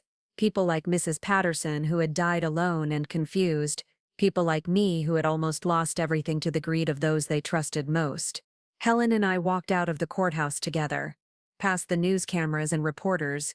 The media attention had been overwhelming at times, but I'd insisted on maintaining my public role as an advocate for elder rights. "Any regrets?" Helen asked as we reached her car. I thought about Tyler, about the little boy who had once built blanket forts in my living room and told me he loved me every night before bed. That child was gone, had perhaps been gone for years before I'd finally accepted it. "No regrets about fighting back," I said, "but I'll always regret that it came to this." Helen nodded. "You saved yourself, Rose, and you've saved countless others who will never even know your name." As we drove home through the Sacramento afternoon, I thought about the victim impact statement I'd read during sentencing. I'd ended it with words that had taken me months to find. Tyler and Madison tried to steal my past by rewriting our family history as a lie. They tried to steal my present by taking control of my life. And they tried to steal my future by reducing my remaining years to a resource extraction timeline. They failed in all 3 attempts. Not because I was stronger than they expected, but because I remembered that love without respect isn't love at all. It's just manipulation wearing a familiar face. The courthouse grew smaller in the rearview mirror, but the fight for elder rights was just beginning. Tomorrow I had meetings with congressional staffers about strengthening federal guardianship oversight laws. Tyler and Madison had tried to make me disappear, but instead they'd given me a voice that would carry far beyond my own story. 1 year after the trial, I stood in front of a packed auditorium at the Sacramento Community Center, looking out at 200 faces that reminded me of myself before this journey began. The audience was full of seniors, their adult children, and caregivers, all there to learn about protecting themselves from financial predators. "When I was 73, I began. I thought the most dangerous thing in my world was falling off a ladder while cleaning gutters. I never imagined that the greatest threat to my independence would come from someone wearing the face of love." The room was silent, attentive. In the front row sat Dorothy Klein from my old book club, Helen Morrison, and surprisingly, Detective Hernandez, who had become not just a professional contact but a genuine friend. Today, I want to share not just what happened to me, but what I learned about recognizing the early warning signs that could save your life, your dignity, and your legacy. Over the past year, I'd spoken to thousands of people across the country. My story had been featured in AARP publications, seniors advocacy magazines, and even a documentary that aired on PBS. But these local presentations remained my favorite because I could see the individual faces, answer specific questions, and watch people's awareness grow in real time. The first thing predators do, I explained, is isolate you from your support systems. They don't do it dramatically. They do it gradually, with offers to help that slowly replace your independence with dependence. A woman in the third row raised her hand. Mrs. Fletcher, how do you tell the difference between genuine help and manipulation? It was a question I'd heard dozens of times, and one that got to the heart of why these scams were so effective. Real help empowers you to maintain control. Fake help requires you to surrender control. If someone offers to help with your finances, they should teach you new systems, not take over existing ones. If they insist on secrecy or rush you to make decisions, they're predators, not helpers. After my presentation, people lingered for individual conversations. An elderly man named Robert approached with his daughter Sarah. Mrs. Fletcher, Sarah said, my father's been getting pressure from my brother to sign power of attorney papers. Everything you described sounds familiar. Robert nodded, his hands shaking slightly. My son says I'm too old to handle my own money, but I feel fine. He's been telling me stories about other old people losing everything to scams. The irony was bitter. Robert's son was using fear of financial scams to perpetrate a financial scam. Robert, I said, trust your instincts. If you feel fine, you probably are fine. And remember, anyone who truly wants to protect you will encourage you to get second opinions, not discourage them. I gave them Helen Morrison's contact information and the number for the elder abuse hotline. As they walked away, I felt the familiar satisfaction of potentially preventing another family tragedy. Helen appeared beside me as the crowd thinned. How are you feeling about the anniversary? Tomorrow marked exactly 1 year since Tyler and Madison's sentencing. The media had been calling, wanting to do follow-up stories, but I'd declined most interviews. Some milestones were meant for private reflection, not public consumption. I've been thinking about forgiveness, I admitted as we walked to my car. Forgiveness of Tyler and Madison? Forgiveness of myself? Helen stopped walking. Rose, what do you need to forgive yourself for? For loving them so completely that I ignored obvious warning signs, for being so desperate to believe in family that I made myself vulnerable to exploitation. We'd had variations of this conversation before, but it continued to surface as I processed the emotional aftermath of the betrayal. Rose, Helen said gently, loving people isn't a character flaw. Trusting family isn't a weakness. Tyler and Madison exploited your virtues, not your flaws. We reached my car, a new sedan I'd bought 6 months after the trial. My old car had been perfectly functional, but I'd wanted something that represented my reclaimed independence. Small symbols mattered when rebuilding a life. Helen, I got a letter from Tyler yesterday. She raised an eyebrow. The first one since the trial. Yes, he wants to meet when he gets out of prison. Says he's been in therapy and understands what he did wrong. How do you feel about that? I'd been asking myself the same question since opening the letter. Tyler's handwriting looked the same, but his words carried a weight they'd never had before. I don't know if I'll ever trust him again, I said honestly, but I think I might be willing to listen. Not to the grandson who tried to steal my life, but to the man who might have learned something from facing the consequences of his choices. Helen nodded. That seems wise. Cautious, but not completely closed off. The drive home took me past the house Tyler and Madison had lived in before their arrests. New owners had painted it yellow and planted a garden in the front yard. Children's toys scattered across the lawn suggested a young family finding joy in the space where so much deception had been planned. I'd driven past this house many times over the year, watching it transform from a crime scene back into a home. Something about the children's laughter echoing from the backyard always lifted my spirits. My own house felt different now, too. Gone were the gifts Tyler and Madison had given me over the years, the expensive throw pillows, the artwork, the kitchen gadgets I'd never asked for. I'd donated everything to charity, not out of spite, but because I needed my space to reflect my authentic choices, not their carefully calculated generosity. The living room was simpler now, filled with furniture I'd chosen for comfort rather than impression. The walls displayed photos from my new activities: volunteering at the Literacy Center, rejoining the book club, traveling to Washington, D.C., for congressional hearings on elder protection legislation. I'd testified before 3 congressional committees over the past year, helping to shape the Elder Financial Protection Act that would strengthen oversight of guardianship proceedings and create federal databases to track suspicious patterns in elder care. The phone rang as I settled into my favorite reading chair. The caller ID showed a number I didn't recognize. "Mrs. Fletcher? This is Janet Walsh from Phoenix. I got your number from the FBI Victim Services Coordinator. How can I help you, Janet? My mother was victimized by a scheme very similar to what happened to you. The perpetrators used some of the same fake documents and legal strategies. I wondered if you might be willing to talk to her." Over the past year, I'd spoken with dozens of elder fraud survivors. Each conversation reminded me that my victory had broader implications beyond my personal situation. "Of course, what's your mother's situation? She caught the fraud before signing anything. Partly because she'd seen your story on the news, but she's struggling with the emotional aftermath, feeling stupid for almost falling for it, angry at the family members who tried to exploit her." "Those feelings are completely normal," I assured Janet. "Would your mother be interested in joining a support group? We have regular video calls with elder fraud survivors across the country." The support group had been Helen's idea, born from her observation that surviving financial exploitation created unique trauma that traditional counseling didn't always address. We met monthly via video conference, sharing experiences and strategies for rebuilding trust and independence. "That sounds perfect. She's been so isolated since this happened."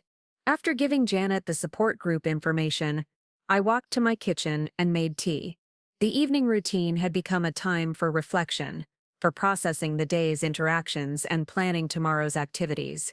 My calendar for the next month was full: speaking engagements, legislative meetings, and a trip to Boston where I'd been invited to address the National Association of Elder Law Attorneys. I'd also scheduled something purely for pleasure: a cruise to Alaska with Dorothy and 3 other women from the book club. The cruise had initially made me nervous, too many echoes of Tyler and Madison's exclusionary family vacation that had started this whole nightmare.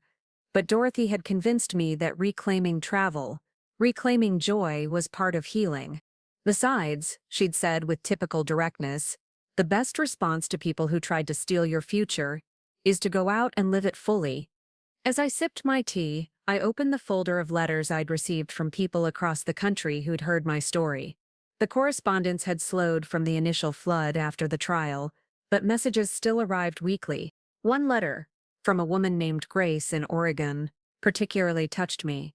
"Dear Mrs. Fletcher, I'm 68, and my stepson has been pressuring me to sign financial papers. I don't understand. After hearing your story, I realized that asking questions isn't disrespectful, it's necessary. I hired my own attorney and discovered the papers would have given my stepson complete control over my pension and Social Security. Thank you for showing me that it's never too late to protect yourself." Another letter came from a younger woman whose grandmother had been targeted by scammers. "Mrs. Fletcher, your courage gave our family the language to discuss financial safety without shame. My grandmother now jokes that she's pulling a Rose Fletcher whenever she insists on reading documents carefully. You've made vigilance something to be proud of instead of something to be embarrassed about." The letters reminded me that my story had transcended my personal experience to become part of a larger conversation about aging, autonomy, and the complex dynamics within families under financial stress. My phone buzzed with a text from Agent Chen. "Rose, thought you'd want to know. We just arrested another guardianship fraud ring in Florida. They were using modified versions of Tyler and Madison's playbook. Your case continues to help us identify patterns." The ongoing investigations were sobering reminders that Tyler and Madison weren't unique criminals, just particularly sophisticated examples of a widespread problem. But each arrest based on patterns identified through my case felt like validation that speaking out had been worthwhile. I walked to my bedroom and opened the bottom drawer of my dresser, where I now kept different papers than before. Instead of hiding fraudulent documents, this drawer held copies of legitimate legal papers I'd executed with Helen's help, a revised will, a properly structured power of attorney that could only be activated by two independent physicians, and a healthcare directive that explicitly protected my right to make my own living arrangements. But more importantly, the drawer held a letter I'd written to myself during the darkest period after Tyler's arrest. I pulled it out and read it again. Dear future Rose, if you're reading this, it means you survived. You probably feel guilty for loving people who hurt you, angry at yourself for being trusting, scared that you'll never feel safe again. That's normal, but remember, you were strong enough to recognize the trap, smart enough to gather evidence, brave enough to fight back, and wise enough to protect not just yourself but others. Trust in that strength. Build on that wisdom. The woman who reads this letter is more powerful than the woman who wrote it, even if she doesn't feel that way yet. I'd written those words when I wasn't sure I believed them. Now, a year later, they felt like prophecy. The doorbell rang, interrupting my reflection. Through the peephole, I saw Dorothy holding a bottle of wine and a bakery box. I know you said you wanted a quiet evening, she said when I opened the door, but I thought the anniversary deserved some acknowledgement. We sat in my living room, sharing wine and the chocolate cake Dorothy had brought. She'd been my anchor throughout this entire experience, the friend who'd listened without judgment and celebrated every small victory. Rose, Dorothy said, I have to ask, do you ever wish this had never happened? It was a complex question. The betrayal had been devastating, but it had also awakened parts of myself I'd forgotten existed. I wish Tyler and Madison had never targeted me, I said carefully. But I don't wish I'd never discovered who they really were. Living a lie isn't actually living. And you're really living now? I looked around my house, thinking about the full calendar. The meaningful work, the genuine friendships, the sense of purpose that had emerged from surviving the crisis. Dorothy, for the first time in years, I'm not just maintaining my life, I'm actively creating it. Tyler and Madison tried to reduce me to a resource to be managed. But fighting back reminded me that I'm a person to be respected. Including yourself, especially by myself. We raised our glasses in toast. To read the fine print, Dorothy said, echoing the phrase that had become my unofficial motto. To read the fine print, I agreed. Every single word. Later that evening, after Dorothy left, I sat on my back patio watching stars emerge in the clear night sky. The same stars had been shining during those dark months when Tyler and Madison were tightening their traps around me.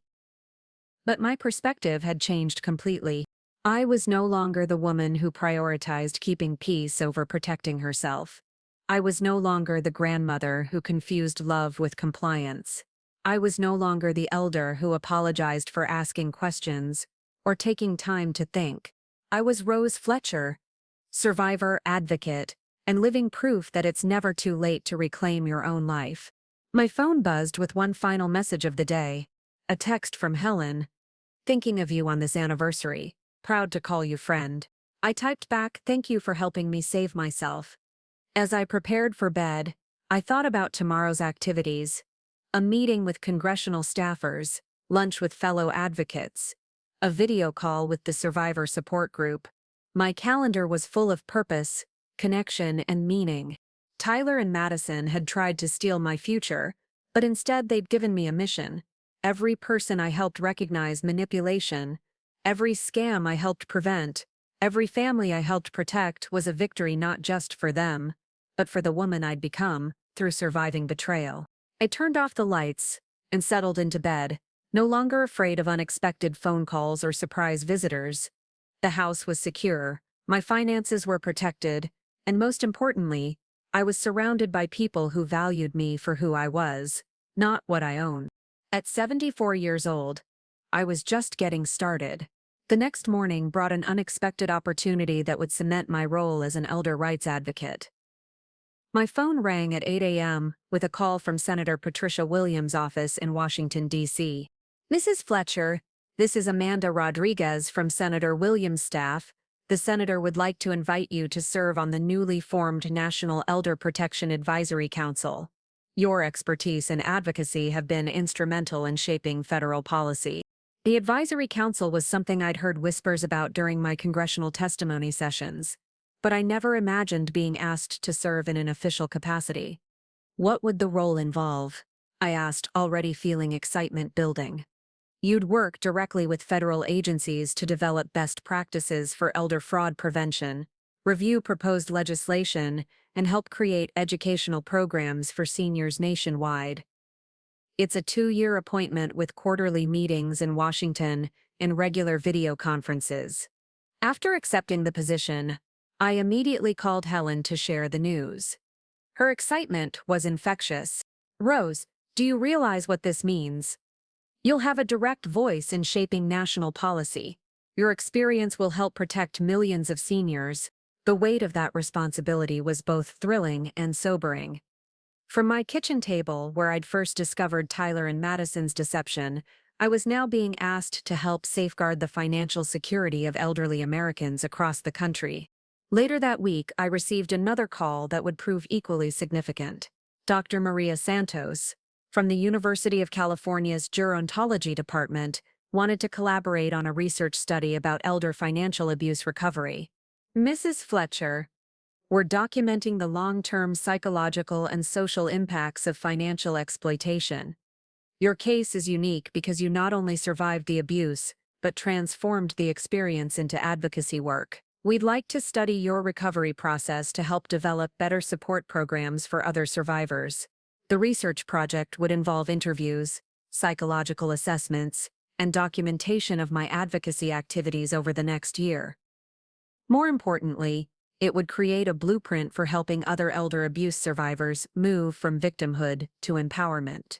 Dr. Santos, I'm interested, but I have one condition. Any findings from this research must be made freely available to victim services organizations nationwide. Knowledge that could help survivors shouldn't be locked away in academic journals. She agreed immediately, and we scheduled the first research session for the following month. These professional opportunities were expanding my impact beyond individual speaking engagements to systemic change. But the personal growth continued as well. 3 weeks after the anniversary, I received a second letter from Tyler. This one was different. Longer, more detailed, and unmistakably authentic in its remorse. Dear Grandma Rose, it began. I've been in therapy for 8 months now, and I'm finally beginning to understand the magnitude of what I did to you. My therapist says I need to take full responsibility without expecting forgiveness, so that's what I'm trying to do. I know now that I chose Madison's vision of wealth and status over your love and trust. I convinced myself that managing your money was helping you, but the truth is I was helping myself and using your generosity as justification. I've learned about something called financial abuse trauma, and how victims often blame themselves for trusting people who hurt them. Please don't blame yourself for loving me. Your love was real and good. My response to it was the problem, not your decision to give it. I don't expect you to forgive me or want a relationship with me when I'm released. But I want you to know that hearing about your advocacy work in the prison library newspaper makes me proud of the woman who raised me, even though I failed to honor the values you taught me. If you're ever willing to meet, I'd be grateful for the chance to apologize in person. But if not, I understand. Either way, I hope you know that the little boy who loved you unconditionally still exists somewhere inside the man who betrayed you so completely. The letter moved me in ways I hadn't expected. This wasn't the manipulative Tyler who had orchestrated my near destruction, nor the broken defendant I'd seen in court. This was someone taking genuine accountability for devastating choices. I showed the letter to Dorothy during our weekly lunch at the community center. What do you think? I asked after she'd read it carefully. I think he's finally growing up, she said thoughtfully. Whether that's too little too late is up to you. I'm thinking about visiting him. Dorothy raised an eyebrow. Really? Are you sure you're ready for that? I'm not sure about anything regarding Tyler, but I think I might be strong enough now to hear his apology without needing it to change anything between us. The decision to visit Tyler felt right in a way that surprised me, not because I wanted to rebuild our relationship, but because I wanted to close that chapter of my life with intention rather than leaving it unfinished. Meanwhile, my work with other survivors was expanding in unexpected directions. The monthly video support group had grown from 8 participants to 23, with survivors from across North America joining our calls. During one particularly moving session, a woman named Catherine from Vancouver shared her story of nearly losing her family farm to a caregiver who had gained her trust over several years. The hardest part wasn't almost losing the farm, Catherine said. It was realizing that someone I invited into my home, someone I cooked meals for and worried about, was systematically planning to take everything I'd worked for. Another participant, Robert from Maine, had discovered that his son-in-law was forging checks from his account. I keep wondering what I missed, what signs I should have seen. These conversations reinforced my understanding that elder financial abuse created a unique form of trauma, one that combined material loss with profound betrayal by trusted people. Traditional therapy often focused on the financial impact without addressing the deeper wounds to trust and self-worth. You know what I've learned? I told the group during one session. We survived because we trusted our instincts when they finally broke through the manipulation. That's not a weakness to be ashamed of. It's a strength to be celebrated. The support group was becoming a source of healing, not just for participants, but for me as well. Each story reminded me that my experience wasn't isolated, but it also showed me how my recovery could light the path for others. Dr. Santos' research project was revealing fascinating insights about the factors that enabled my successful recovery. Unlike many elder abuse survivors who remained isolated and traumatized, I'd managed to transform the experience into purposeful action. Rose, what we're finding is that survivors who engage in advocacy work shows significantly better long-term psychological outcomes, Dr. Santos explained during one of our sessions. Fighting back against the system that failed to protect you seems to restore a sense of agency and control. The research was documenting something I'd felt intuitively, that speaking out wasn't just helping other potential victims, it was healing something fundamental in my own psyche. 6 months into my advisory council work, I found myself in the Oval Office as part of a delegation presenting the National Elder Protection Strategy to the President. Standing in that room, surrounded by senators and federal officials, I thought about the kitchen table where this journey had begun. Mrs. Fletcher, the president said during our meeting, your story has become a symbol of resilience for seniors across the country. What do you want people to understand about elder financial abuse? Mr. President, I want them to understand that this isn't about seniors being too trusting or too naive. It's about criminals who specifically target the values we should celebrate: generosity, family loyalty, and the desire to help others. We need legal systems that protect those values instead of allowing them to be weaponized. The president nodded thoughtfully. What's the most important change we can make? Education and early intervention. By the time someone realizes they're being financially abused, they've often lost not just money, but their confidence in their own judgment. We need to teach people to recognize manipulation before it succeeds, not just prosecute criminals after they've already destroyed lives. 3 months later, I made the decision to visit Tyler in prison. The facility was a stark, institutional building in Central California, nothing like the comfortable environments where he'd planned my exploitation. Tyler looked older, thinner, but somehow more present than he'd been in years. When we sat across from each other in the visiting room, his first words surprised me. Grandma Rose, thank you for coming. I wasn't sure you would. I wasn't sure either, Tyler. But I needed to hear your apology in person. What followed was the most honest conversation we'd had since he was a teenager. Tyler walked through the timeline of his decisions, acknowledging the specific moments when he'd chosen deception over honesty, money over relationship, short-term gain over long-term trust. I kept telling myself that you'd never know, that managing your money better would benefit everyone, he said. But the truth is, I was angry that you had so much when Madison and I were struggling. I felt entitled to your assets because I'd been your heir anyway. Tyler, struggling financially doesn't justify stealing from family. I know that now. I understand. that being someone's heir doesn't give you the right to accelerate their timeline. I also understand that you weren't just my grandmother. You were a person with your own rights and dignity that I completely disregarded. The visit lasted 2 hours. By the end, I felt something I hadn't expected, not forgiveness exactly, but a sense of completion. Tyler was taking responsibility without asking for absolution, which made his apology feel genuine rather than manipulative. Tyler, I can't promise that we'll have a relationship when you're released. Too much damage has been done for me to simply return to the way things were. I understand, Grandma. I don't expect forgiveness. I just needed you to know that I finally understood what I took from you, and it was so much more than money. Driving home from the prison, I felt lighter, not because Tyler and I had reconciled, but because I'd closed that chapter of my life on my own terms. I'd heard his accountability, assessed his sincerity, and made my own decision about what, if anything, our future relationship might look like. That evening, I called Helen to process the experience. "How do you feel?" she asked. "Free," I said without hesitation. "For the first time since this all began, I feel completely free from Tyler and Madison's impact on my life. They're part of my past, but they don't control my future." The freedom was intoxicating. My calendar was full of meaningful work. My relationships were built on mutual respect rather than manipulation, and my financial security was protected by systems I controlled and understood. But perhaps most importantly, I'd learned to trust myself again.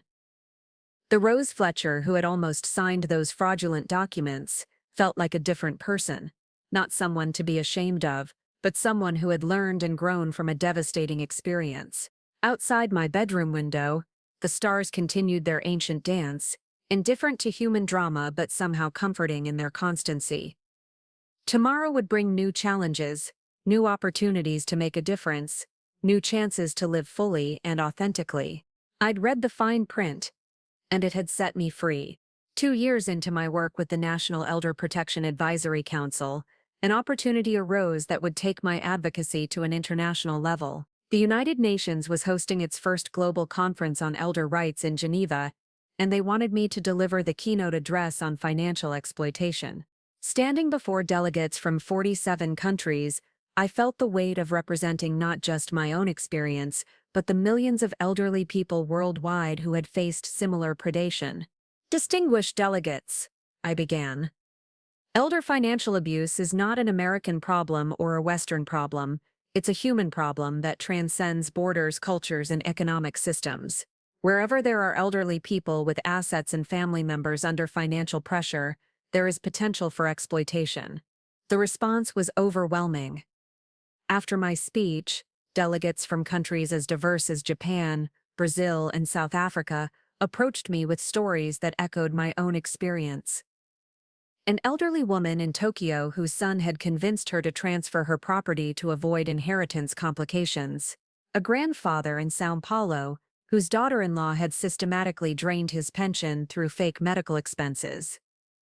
A widower in Cape Town whose nephew had forged documents to access his retirement funds. The tactics are universal, I told the assembly during a follow-up panel discussion. Isolation, manufactured urgency, exploitation of family loyalty, and the weaponization of concern. These strategies work across cultures because they target fundamental human emotions that don't change based on geography. The conference led to the establishment of the International Elder Protection Network, with me serving as its founding chair. The organization would coordinate research, share best practices, and develop educational resources for countries struggling to address elder abuse. Back home, my work was expanding in other directions as well. The documentary about my case had won an Emmy Award and was now being translated into 12 languages for global distribution. More importantly, it had inspired the creation of elder protection programs in communities across America. One particularly gratifying development was the Rose Fletcher Community Education Initiative, a program that trained volunteers to conduct financial safety workshops in senior centers, libraries, and community organizations nationwide. The volunteers, many of them elderly abuse survivors themselves, were spreading awareness far beyond what I could accomplish through speaking engagements alone. During one of my quarterly trips to Washington for advisory council meetings, I received news that the Elder Financial Protection Act had passed both houses of Congress and was heading to the president's desk for signature. The legislation included many provisions I'd advocated for: mandatory training for bank employees to recognize elder abuse, federal databases to track suspicious guardianship patterns, and enhanced penalties for crimes targeting seniors. Rose, Senator Williams told me during the bill signing ceremony, this legislation exists because you had the courage to speak out. Your story gave other survivors permission to share their experiences, and their collective voices created the political momentum for change. The ceremony was attended by several other survivors I'd worked with through the support group and advocacy network. Seeing their faces in the White House, knowing that their pain had been transformed into protection for others, felt like the culmination of everything we'd fought for. But even as my public role expanded, I continued to cherish the quiet, personal connections that kept me grounded. My friendship with Dorothy had deepened through shared advocacy work. She'd become a volunteer coordinator for the Community Education Initiative and had a particular gift for helping recently victimized seniors rebuild their confidence. "You know what I love about this work," Dorothy told me during one of our regular coffee dates. "We're not just preventing future crimes, we're showing people that surviving financial abuse doesn't mean your life is over. Sometimes it means your most important work is just beginning." The book club had also become a source of ongoing support and normalcy.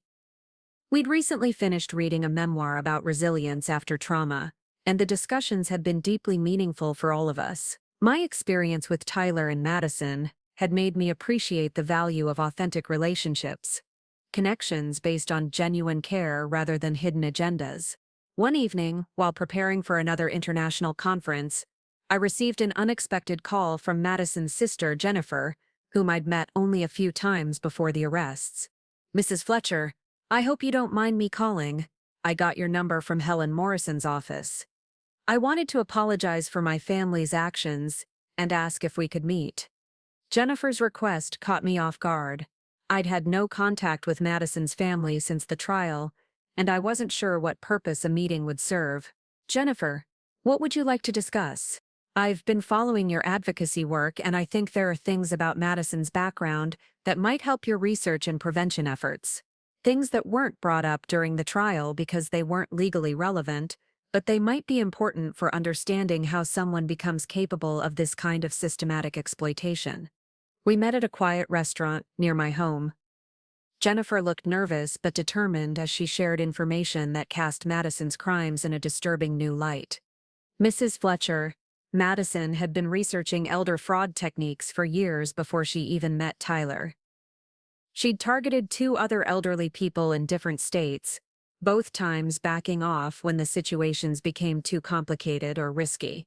"You mean Tyler wasn't her first attempt?" "No. He was just her first success. Madison had refined her approach through practice. She'd learned to identify vulnerable elderly people, study their family dynamics, and develop long-term manipulation strategies." Jennifer pulled out a folder containing copies of documents she'd found in Madison's childhood bedroom while cleaning out their deceased mother's house. Madison kept detailed notes about her projects, as she called them: psychological profiles of elderly targets, assessment of their family relationships, even practice scripts for different conversation scenarios. The documents were chilling in their clinical detail. Madison had been treating elder exploitation like a business venture, complete with market research and strategic planning. "Jennifer, why are you sharing this with me now?" "Because I think understanding how predators like Madison develop their skills could help prevent future crimes. And because I needed you to know that Tyler wasn't the mastermind, he was another victim of Madison's manipulation. Even though that doesn't excuse his choices." This information added another layer to my understanding of what had happened. Tyler's betrayal was still devastating, but learning about Madison's systematic approach helped explain how she'd been able to manipulate not just me, but him as well. I shared Jennifer's revelations with Dr. Santos, who incorporated them into her research on predatory patterns in elder abuse cases. The findings would eventually contribute to a new screening tool for identifying high-risk situations before exploitation occurred. As my third year of advocacy work began, I was invited to speak at the International Association of Gerontology's annual conference in Melbourne, Australia. The trip represented not just professional recognition, but personal triumph. I was traveling solo to the other side of the world, something the isolated, manipulated version of myself could never have imagined. The conference brought together researchers, practitioners, and policymakers from around the globe. My presentation focused on the importance of survivor voices in shaping prevention and intervention strategies. Too often, I told the audience, elder abuse prevention is designed by experts who have never experienced the manipulation firsthand. While professional expertise is crucial, survivor insight is irreplaceable. We understand the emotional vulnerabilities that predators exploit because we've felt them. We know which warning signs are actually detectable because we've missed them. We understand the barriers to seeking help because we've experienced them. After my presentation, a young researcher from New Zealand approached me with an intriguing proposal. "Mrs. Fletcher, I'm developing a virtual reality training program for family members to help them recognize manipulation tactics. Would you be willing to consult on the project? Your experience could help make the simulations more realistic and effective." The VR project became one of my most exciting collaborations. Working with technology developers, we created immersive scenarios where users could experience elder abuse manipulation from the victim's perspective. The simulations were designed to help adult children, caregivers, and seniors themselves recognize the subtle signs of financial exploitation. Beta testing showed remarkable results. Participants who completed the VR training were significantly better at identifying manipulation tactics in subsequent scenarios. More importantly, they reported increased confidence in their ability to support elderly family members without being overly protective or dismissive of their autonomy. During this same period, Tyler was approaching his release date. He'd been participating in extensive rehabilitation programs and had completed a bachelor's degree in social work through the prison education system. His letters had become less frequent but more substantive, often including articles he'd written for the prison newsletter about financial literacy and family communication. "I've been thinking about what I want to do when I'm released," he wrote in one letter. "I know I can never undo the harm I caused, but I wonder if there's a way to use my experience to help prevent other families from going through what we did. Maybe working with at-risk youth, or in financial education programs." Reading Tyler's words, I felt a complex mixture of emotions. His transformation seemed genuine, but trust would have to be rebuilt slowly, if at all. What mattered more was that he appeared to understand the gravity of his actions and was committed to making amends through service rather than seeking forgiveness. The day before Tyler's release, I made a decision that surprised even me. I wrote him a letter outlining the conditions under which I might be willing to have limited contact. "Tyler, if you're serious about redemption through service, then prove it through actions, not words. I'm willing to observe your choices from a distance and consider rebuilding trust if you demonstrate sustained commitment to helping others, but I will never again put family loyalty ahead of my own safety and well-being." Helen helped me draft the letter, ensuring that my boundaries were clear and my expectations realistic. "Rose, you're being incredibly generous in even considering future contact," she told me, "but I'm proud of how you're handling this, with wisdom, caution, and dignity." 6 months after Tyler's release, I received updates through the Victim Services Coordinator that he was indeed working at a nonprofit financial literacy organization and living in a supervised halfway house. He hadn't attempted to contact me directly, respecting the boundaries I'd established. Meanwhile, my advocacy work continued to evolve. The Survivor Support Group had grown into a formal nonprofit organization with chapters in 15 states and provinces. We'd helped over 300 survivors rebuild their lives and prevented countless additional cases through our educational outreach. Dr. Santos published her research findings in a landmark study that was reshaping how mental health professionals approached elder abuse recovery. The study showed that survivors who engaged in advocacy work had better long-term outcomes across multiple measures: psychological health, social connection, sense of purpose, and overall life satisfaction. Rose, your case has become the gold standard for understanding resilient recovery from elder financial abuse, Dr. Santos told me during one of our final research sessions. But what's remarkable is that you didn't just recover, you used the experience to create a legacy of protection for others. On the 5th anniversary of Tyler and Madison's sentencing, I stood again before an audience, this time at the National Cathedral in Washington, D.C., for a memorial service honoring elder abuse victims who hadn't survived their exploitation. Eleanor Patterson's name was among those read aloud. "We gather not just to mourn those we've lost," I said during my remarks, "but to commit ourselves to ensuring their suffering was not in vain. Every prevention program we create, every survivor we support, every predator we expose, honors the memory of those who were silenced before they could fight back." After the service, Eleanor Patterson's son approached me. "Mrs. Fletcher, I want you to know that following your case gave our family hope during the darkest time. Mom died believing she'd been abandoned by everyone, but knowing that someone like you survived and fought back helped us understand that her love and trust weren't foolish, they were precious qualities that deserved protection." These moments reminded me why the work mattered beyond policy changes and prevention statistics. Every survivor who found the courage to speak out, every family that learned to communicate about financial safety, every predator who was deterred by stronger legal protections, represented lives saved and dignity preserved. As I walked through the cathedral gardens afterward, I thought about the journey from that kitchen table where I'd first read the fine print to this moment of national recognition for advocacy work. The path had been painful, but it had led to a purpose I never could have imagined. My phone buzzed with a text from Dorothy. "Watching your speech online. Frank would be so proud of the woman you've become." Frank. I still missed him every day, but I'd learned that grief and growth could coexist. He'd taught me to read carefully, think critically, and trust my instincts. Those lessons had saved my life and were now protecting others. That evening, I returned to my quiet house, filled with the artifacts of a life reclaimed and redirected. The walls displayed photos from international conferences, awards from advocacy organizations, and letters from survivors whose lives had been touched by our collective work. But my favorite addition was a simple framed quote from Maya Angelou that Dorothy had given me: "There is no greater agony than bearing an untold story inside you." I'd told my story, and in doing so, had given others permission to tell theirs. Together, we'd transformed individual trauma into collective power, personal pain into public protection. Tyler and Madison had tried to erase me from my own life, but instead they'd helped me discover a voice I never knew I had. They'd attempted to steal my future, but had inadvertently given me a mission that would define my legacy. At 77 years old, I was no longer just surviving, I was thriving, leading, and changing the world for the better.